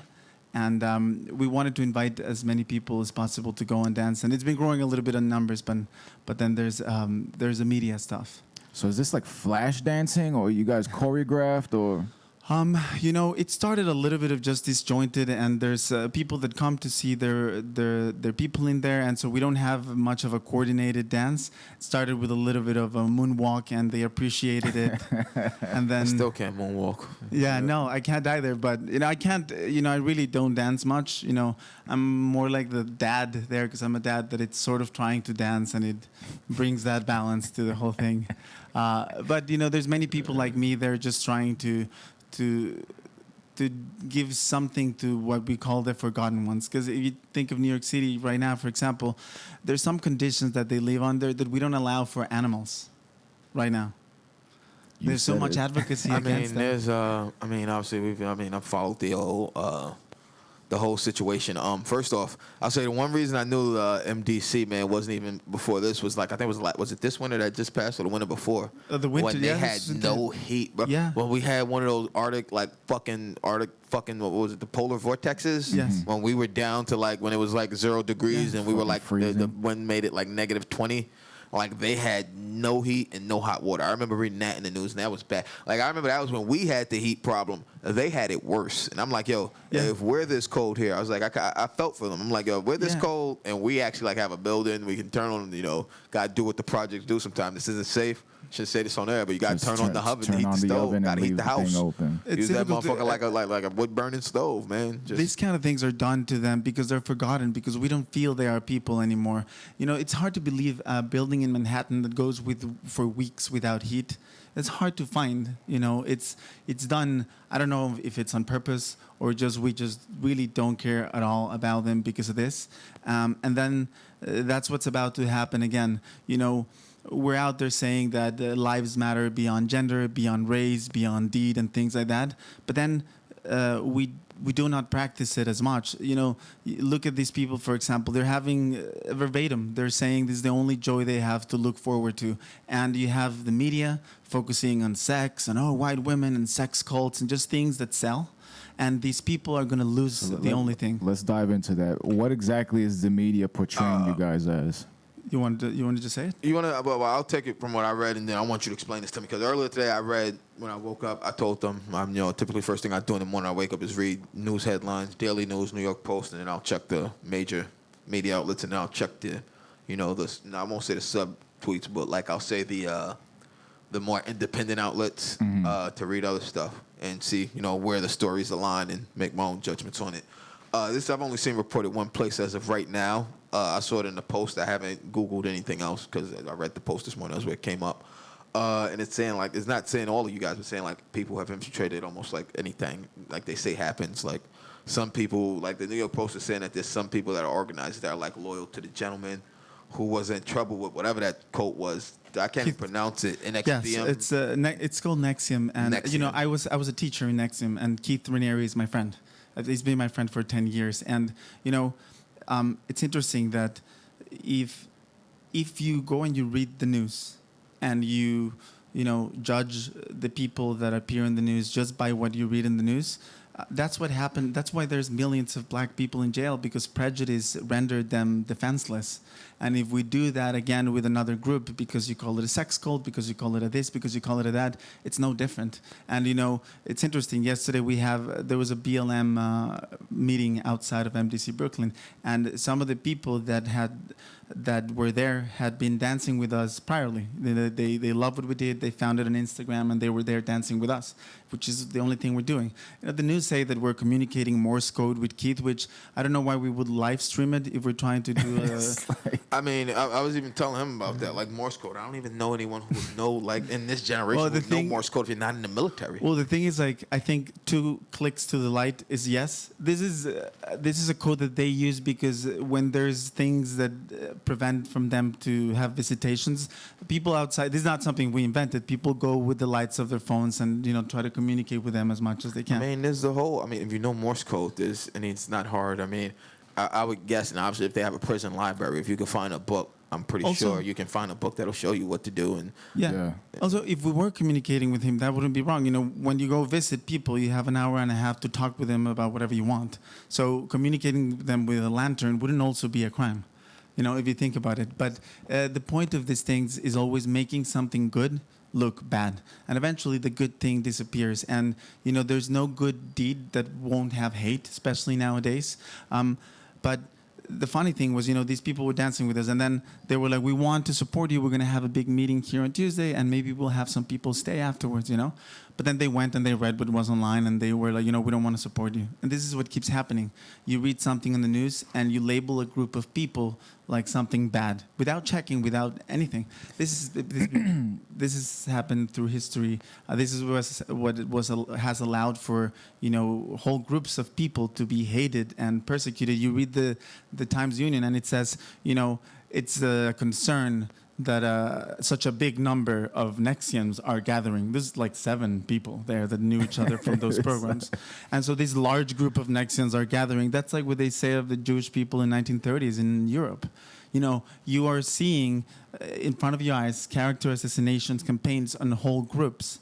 And we don't recognize them. You know, you have people that are, you know, speaking against prejudice without knowing, committing also prejudice as we speak. So, I mean, I don't know. The other thing is, you know, I come from Mexico. Forced labor, sex trafficking organizations don't go dance outside of prisons. You know, if you go and Google images of of what those things are, it's horrible. No, I mean, I've told him I've read it. I'm totally against any type of exploitation like that, man. He knows So my feelings on disgusting people shit. that do that. I find people like in that field to be lower than murderers. The only people lower than that are rapists to me. And it's not something I would expect this, but to see it in the news was shocking. And even then, like after I read the email, I was like, this wouldn't be them. And then I actually saw the name, so I was like, guys, I think we just need to discuss this beforehand.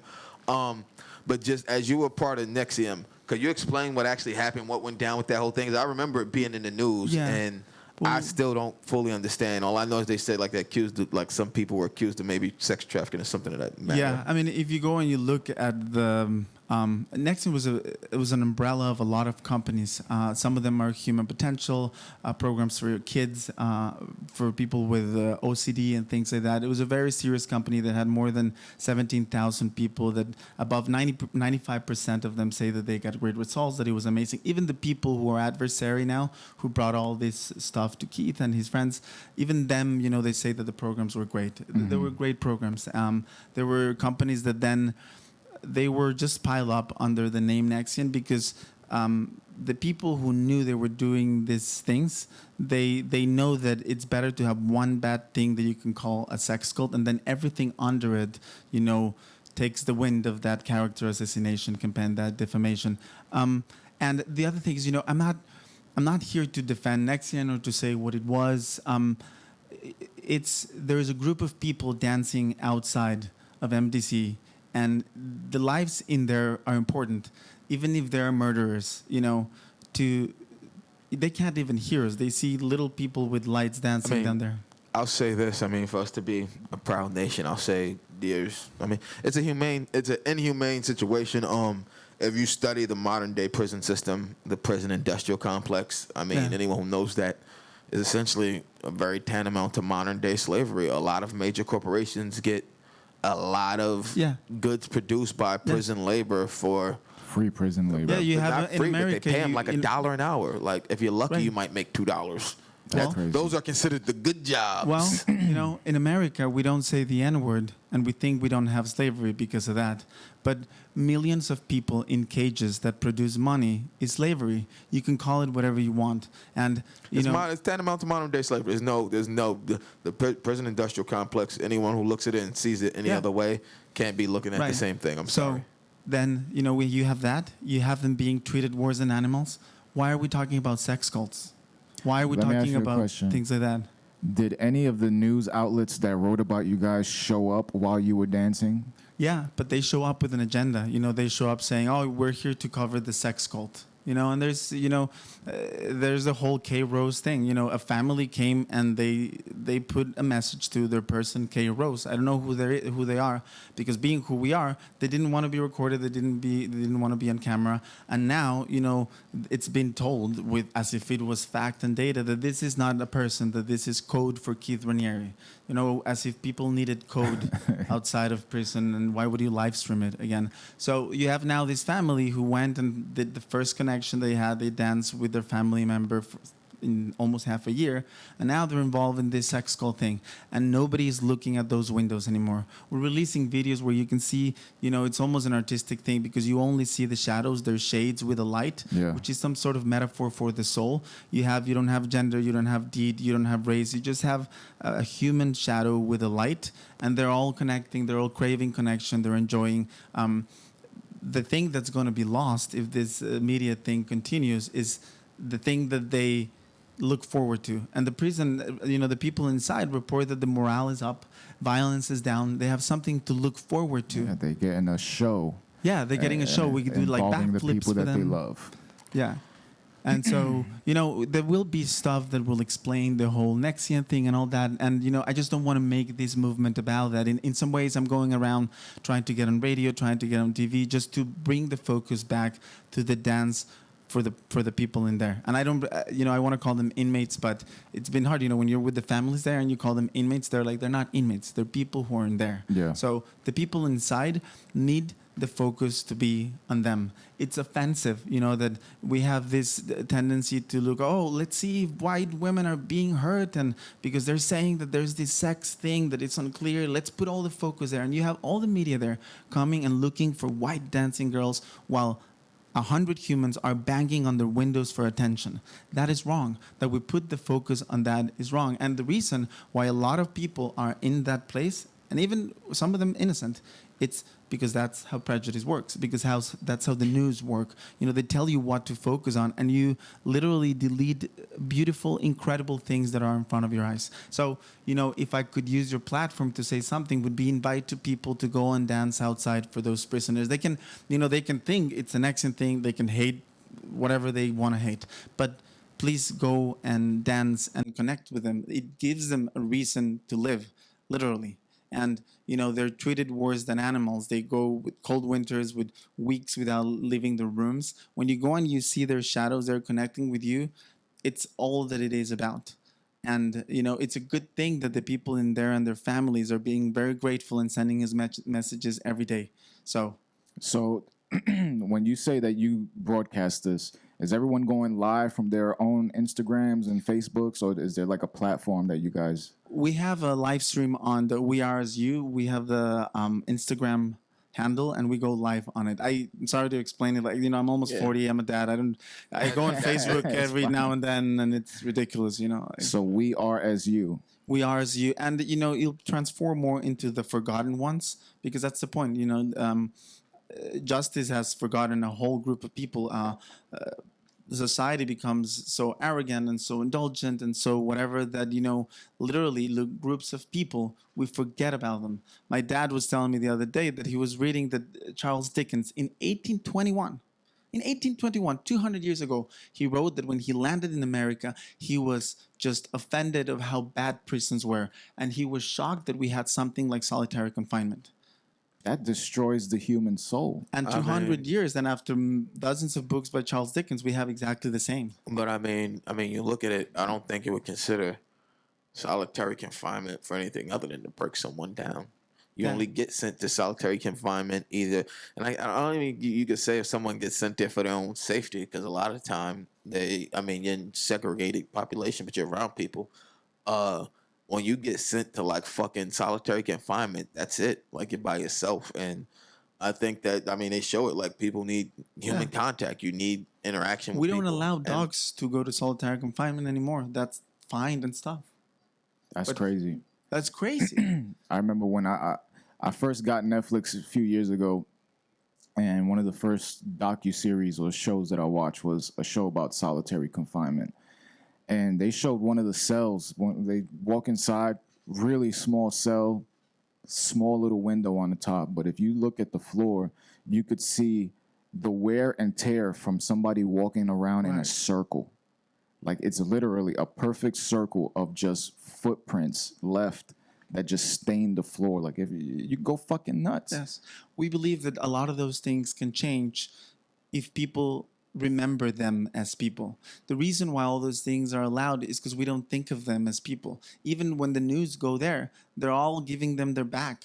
Nobody is getting like close-ups of the windows and their shades. They're like, oh, where's the sex school? Where are the girls? Like, giving their backs literally to the forgotten ones. But I mean, I'll say this, something we frequently say, there's no such thing as bad publicity. So I will say, even if it is in a negative light like that, they are at least bringing attention on what you guys are doing, the inhumane conditions there that you guys are out there for, even if they.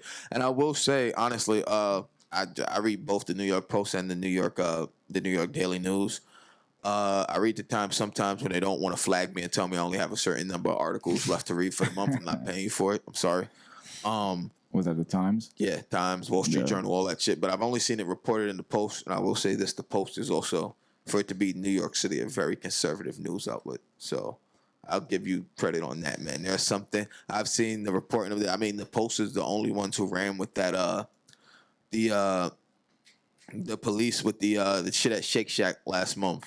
How they ran out the door with it. They said they poisoned them, poured bleach in the shit. Yeah. And none of it happened. None of it happened the way they said. And not even a correction or a go back like, hey, we got a little bit of information. NYPD brass condemned the first lieutenant or whoever it was who tweeted the shit out. But aside from that, like, there's no, hey, guys, we jumped the gun. We didn't, get the facts together. And, I mean, that's a dangerous thing, especially in today's era. Especially in this era of, information, the way everything goes. To jump the gun like that, when I read that, I'm just like, why would anyone knowingly pour bleach in? And it's like, I mean, it's a pickup order. How do you know it's a cop to go order? Like, none of it made sense, man. And it was just the Post really ran with that shit. So I'll give you credit there. Even though I read the Post is very conservative. And I mean, I haven't seen any, and I'll also say this, I haven't seen any news outlet come out and say, hey, the original information we reported was wrong and anything over the last few years. They don't want to backtrack. Nowhere backtracks. They just, the article disappears, link's gone, and then next one's up. That's it. Because it's a race about who's first, not about who's right. Right. There's very little. You want to be the first one out there. Then everyone is right. Yeah, everyone's right to themselves. Opinions are facts. And I'll say this: everyone's goal now is like this very limited journalistic integrity left in this. I want to say the world, but not even in the world. I'll say our world in this country, in the U.S. There's very limited journalistic integrity. Even the major media outlets are reporting with an agenda.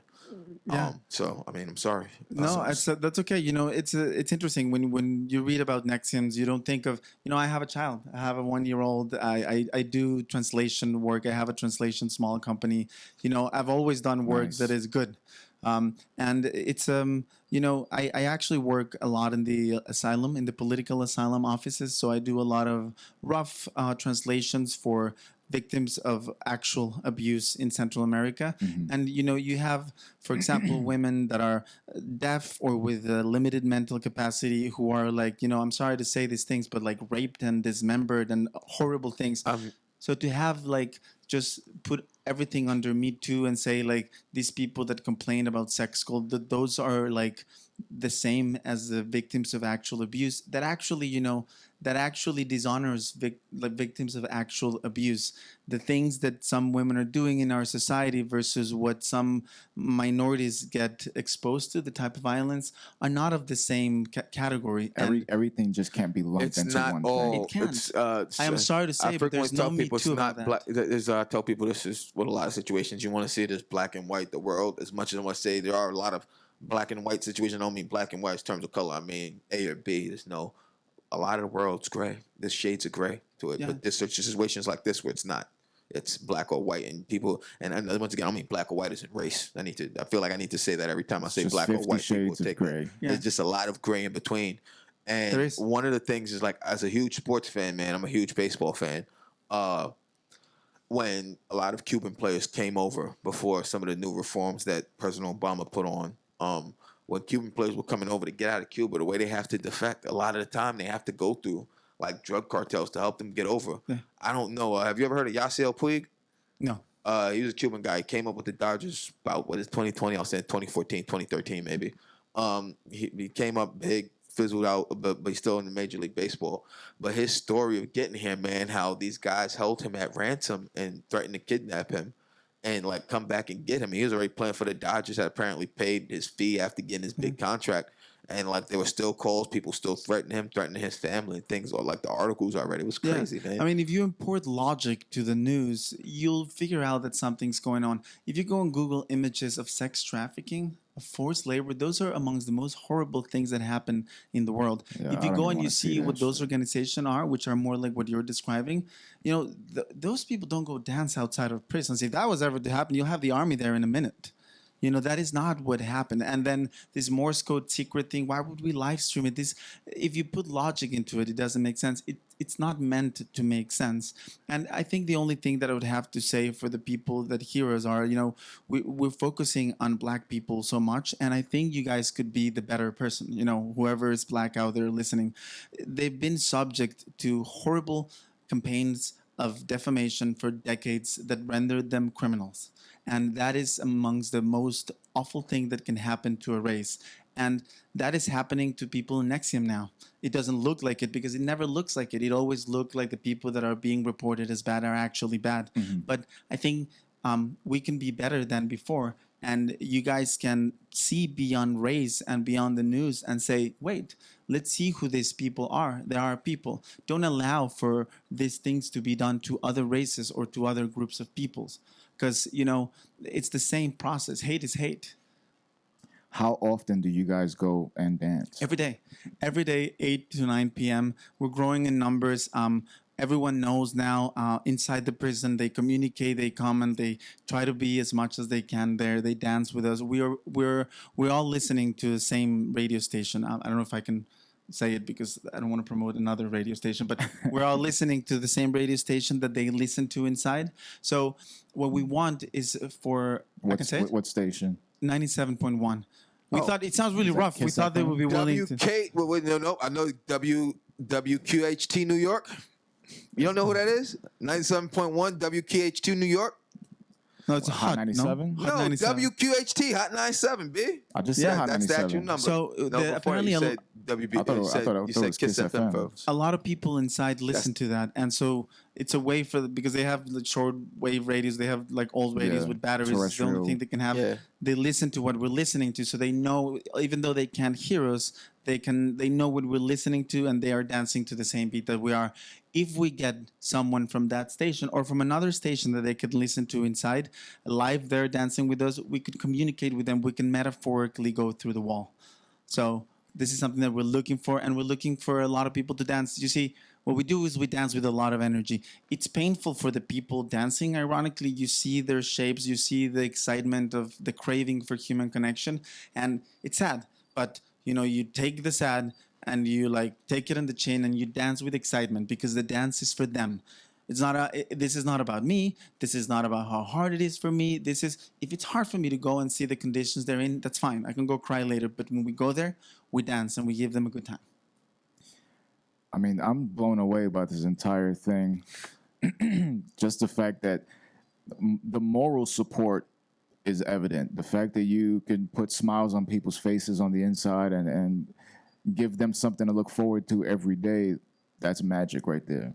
It's great. But is the goal to get them further assistance inside, to get them heat, or Well, we'll see. You know, once there are humans in there, the press and the people won't allow these crimes to be committed to them. The reason why they occur is because nobody cares. And So we intellectually understand is wrong, but we don't feel it. We don't go there and see them as people. If a million people, we want this to grow into other prisons, maybe even like care homes and other places that have the same situation. We want this to grow into a thing where people who want to dance and connect with people who have no connection, they can go and do it all over America. We want that, you know? But I forgot what I was going to say. you was That's so talking many about points. the fact that you're starting a movement that's about to go global. Thank you. That's what I just got out of it. So, if well, you, I'm if you talking can about- get people from other states to go to their prisons, especially the ones that have terrible, terrible conditions, and people are locked down in quarantine and they're not allowed out of their cells and shit like that. And you could start this, bro. Like, you already have really huge outlets reporting on you. Whether it's like he said, there's Good or no such bad, thing as bad press. there's no such thing as bad press, good or bad. I You mean, got a foundation I right mean, I'm now. sorry, our country right now is being fueled by terrible press. Either way, either way, being fueled by terrible press. I mean, being in this side of it, it's just crazy. You know, you wake up fitting your son and your thing, you're this, you're that everywhere, and it's incredible. You know, so but back to that, I think if we can make this grow, it will be impossible for people to be treated the way they're being treated, because everyone will know, because people will be outside, because people will be feeling that they're the own family. If when you know when somebody in there is your brother or your husband or your son, it changes forever. You know, Yeah. people go there and just they turn their lives towards helping the person that's inside. Sadly, what that also means is that the people supporting and going against the abuses in prison, they have been victims to these things, and we see them as victims, and that's it. They're victims. You know, we feel bad for them, but that's it. What needs to happen is that people like me, people like us that are not a victim of the system yet, that we haven't been destroyed by the system, we, the people, need to say enough is enough. And when the people that are not categorized as victims say enough, then enough is enough. And that's what has changed any society before. People that are not victims of the system, that are not labeled as victims, to stand up and change things. If a bunch of people that are not victims of the system say enough, we're here, we're dancing, but we're also watching, they will live better immediately. We're not talking about justice reform in a decade. We're talking about bettering their conditions in months. By watching them, by being them, with them, for them. This is the way societies change, not with the government, not with protests. They change with people taking control back. We can go and watch them. We can go and humanize them. We don't need permission from the government to do that. That's powerful shit right there. I mean, you bro. don't need permission from the government to do a lot, man. That was one thing I stressed early in Corona, at the early parts of this coronavirus shutdown. That annoyed me, where people were waiting for permission to not send their kids to school or stop going to work. crazy. Like, they're like, hey, you're going to shut down the government? Like, it's like, at the end of the day, you have the power to make your own choices, good or bad. You're allowed free will. You're an adult. And even more so than that, you're a fucking American adult. You have more freedoms than a lot of other people in the world. Exercise them. Use them right. Use them for good. But a lot of people don't. A lot of people use them to complain, act like a bitch, say, I don't want to wear a mask. It's my God-given right to do this and that. There's a lot of stupid things people want to use their God-given American freedoms for, but I mean, we're not allowed to tell people what to do as Americans. Just, I mean, we hope they do better. But And I'm sorry to say this, but going on social media and being right and being the smartest and being arrogant doesn't change anything. You know, that only It builds really hate. doesn't. that's 100% right, man. It That's really does not. No one realizes, and it drives me up the wall. And there's too many people that feel that they're making a big change just by posting things. when they're Because fucking- everyone wants get to the be fuck outta an here with that. influencer. So this movement has the uniqueness that we're not saying we're right about this, we're right about that, you should listen to this, you should make wrong this, the president is this, the president that. We're saying come and dance and connect with them. You don't need permission for that. If you go and you connect with them, you change things. If thousands of people go and connect with them, exercising their freedom to dance, their freedom to connect with others, which is something they can do. They just know to get in their car and go and dance. That changes things. There's been countries that have achieved their independence by singing. There's countries that have achieved independence by dancing. These are the things that the people do when they have a government that doesn't look out for them anymore. Do you guys think we have a government that looks out for us? I don't think they ever It did. depends on who you are. Exactly. So, you know, Like Chappelle I said, feel that's a he's much fighting for me. Like, I mean, the government looks out for some, not all. And I tell people, when it comes to this "Make America Great Again" slogan, this is gonna get me the most trouble right now. When it comes to this slogan right now, I tell anyone, pick any era in the United States American history from 1776, its founding, or if you want to jump back to when the colonies first got here, whatever the fuck you want to pick it as, to when this country was 100% great for 100% all parties involved. And there's no era in United States history when you can pick that. If you want to say maybe let's keep moving America forward and striving for greatness, yeah, I'm okay with that. But keep America great, make America great, It's tough to say we ever had a period where it was great for all parties involved. You know, I can say as someone who came from Mexico that there is a greatness to America if we compare it to certain things. I have to talk to my dad all the time. There's one thing, I don't mean to cut you off, is that without a doubt, being an American citizen is a privilege. Yeah. Not a God-given right. It's a privilege. It's something that I think a lot of people take for granted. Mainly bratty, spoiled, entitled people who, this is my freedom, give it to me, and don't understand what it is to ever understand the conditions to come from. I mean, yeah, you're talking about Mexico, but even you, like, right now, we can see in the news going on with the cartels and stuff down there. It's crazy. Even the separate states having the problems trying to rein it in. And then you look at some of the problems in Central America with trafficking, sex trafficking organizations, even gangs down there. And other places across the world, man. I have friends who grew up under communism that I worked for when I did real estate, who grew up in Poland under the fucking, under the fucking Red Curtain. Was it the Iron Curtain? What was it called when they were over there? The Warsaw Pact? Something like that. The Iron Curtain, right? Who grew up under that and immigrated here and knew what communism was. I know people who lived under that. Didn't Leslie Mandoki talk about that? Leslie Mandoki. We had somebody who interviewed like that. There are people who understand that. And I will say wholeheartedly, to live here is to enjoy freedoms that the rest of the world doesn't, and I don't think people get that. And how some of the shit they're striving for is going to strip some of those freedoms away from us. Well, we're about to lose them too. A lot of them. Here's the thing. You know, I come from a place where there's no justice system, and the difference from here is that, you know, people know it from decades ago. You know, you ask anyone, well, you know, really, it's a country of drug dealers, it's a country of this, and everyone's like, yeah, pass me another beer. You know, we know this. You know. We know this. Give me a whiskey. In America, I think you're losing your justice system, but the difference is people haven't accepted yet.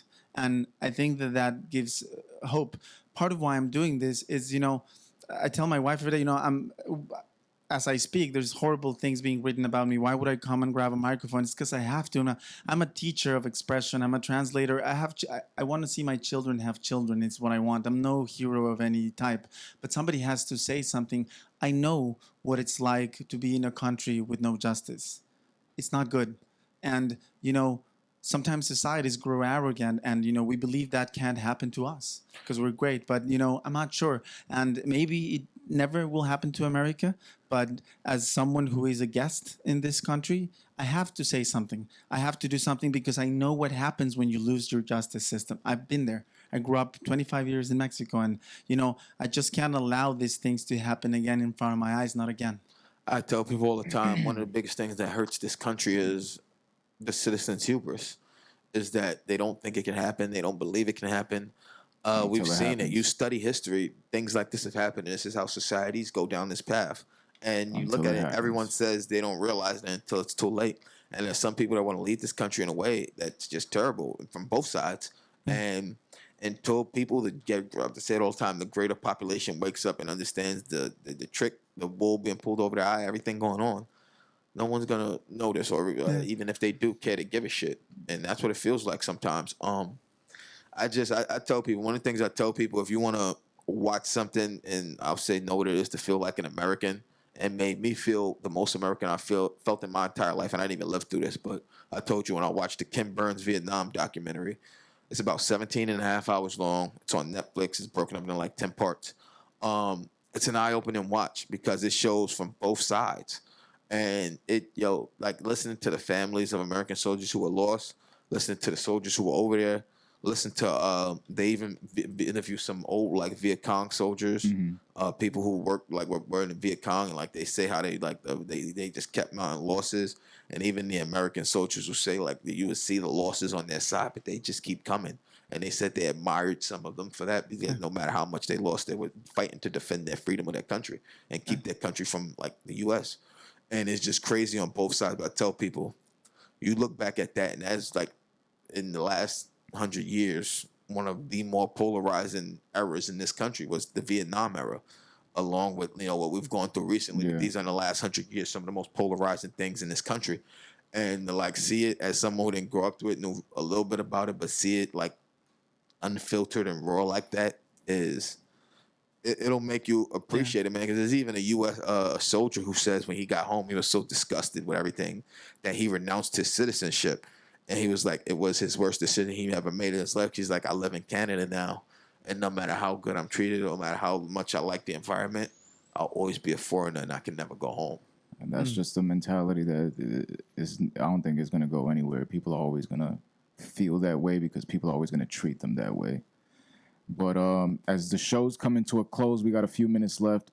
What do you want to say to anyone who wants to join your movement, and where can they go to They find can find us in the Instagram, either the Forgotten Ones or We Are As You, hashtag We Are As You. It's already growing, so you can use that one. And most come and dance outside of MTC Brooklyn from 8 to 9. Come and dance and look at the windows, look at the people in there, wave to them. They're dancing with you. Everyone, even the worst murderer, trafficker, has some sort of humanity and process that needs to be respected. If you come and you connect with the people there without any judgment, you will be contributing for less prejudice. You will be contributing for humanity. And you come and you dance and you focus on them. You can go read later about whatever you want. You can tweet whatever you want about the people you see. You can do whatever you want. But if you're going to come and give your back to them because you're trying to write a note or whatever, don't come. If you're gonna come, you come to dance. You come with your light, with your phone, and you engage with them because it's the only hour of the 24 that they are looking forward to. So come and dance, come and connect with them. As many people as can come. I will be my hope would be that as many people come and dance to MTC Brooklyn tonight from 8 to 9 p.m.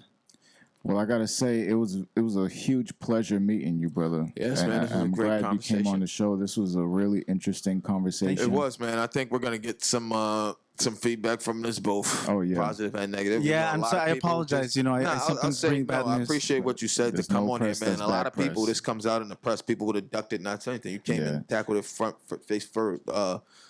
Came right at it, man. Thank you for being open. Thank you.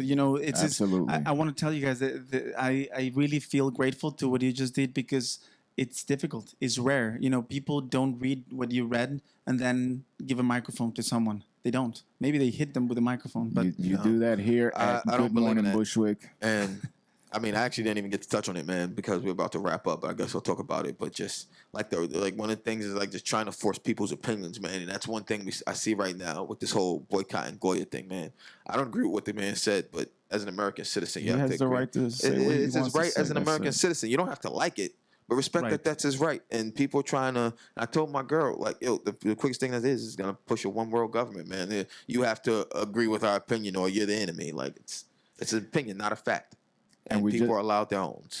Before we take off, we just have to remind everybody to donate at 30daystoRock.us. You guys see it right there. 30daystoRock.us. You can get the other shows. You can get the entire lineup for the shows coming up for the rest of the week. As we said earlier today, the next show coming up will be this evening at 7 p.m. when we have Kevin Daniel here at First Live studio here performing this evening. And he'll be performing live on 30daystoRock.us. Once again, we want to remind everyone what this whole thing was set up for. It's a fundraiser to help raise, funds for, here First Live, who didn't get any, or like most small businesses, they get any type of release from Uncle Sam, from the government. A lot of small businesses got dick like that. And also the artists who, work, a lot of them in the service community, and they're struggling. Their performances were a stream of income, and not only have they lost their job, they've lost another steady stream of income. So we're trying to help out a couple different communities across the board, man, and we want to keep First Live open and keep this gym for Bushwick. So, if you have anything you can donate, head over to 30daystoRock.us, man. All the information is available here. You'll get the entire lineup. You can see everything that's going on. Is the mission. You can watch the previous shows and get everything you need, man, for all information regarding this amazing initiative. And of course, if you guys want to keep up with Bud and Roach, you go to budandroach.com for everything we have going on. And you can follow us on Instagram at Bud and Roach. Because we do the fucking yerb. That's what we do. And thank you again for tuning in. You can get everything else going on here at 30 Days to Rock at 30daystoRock.us. Love you guys. See you next week. Enjoy your summer. Thank you. That was solid. Nice. Thank you, guys.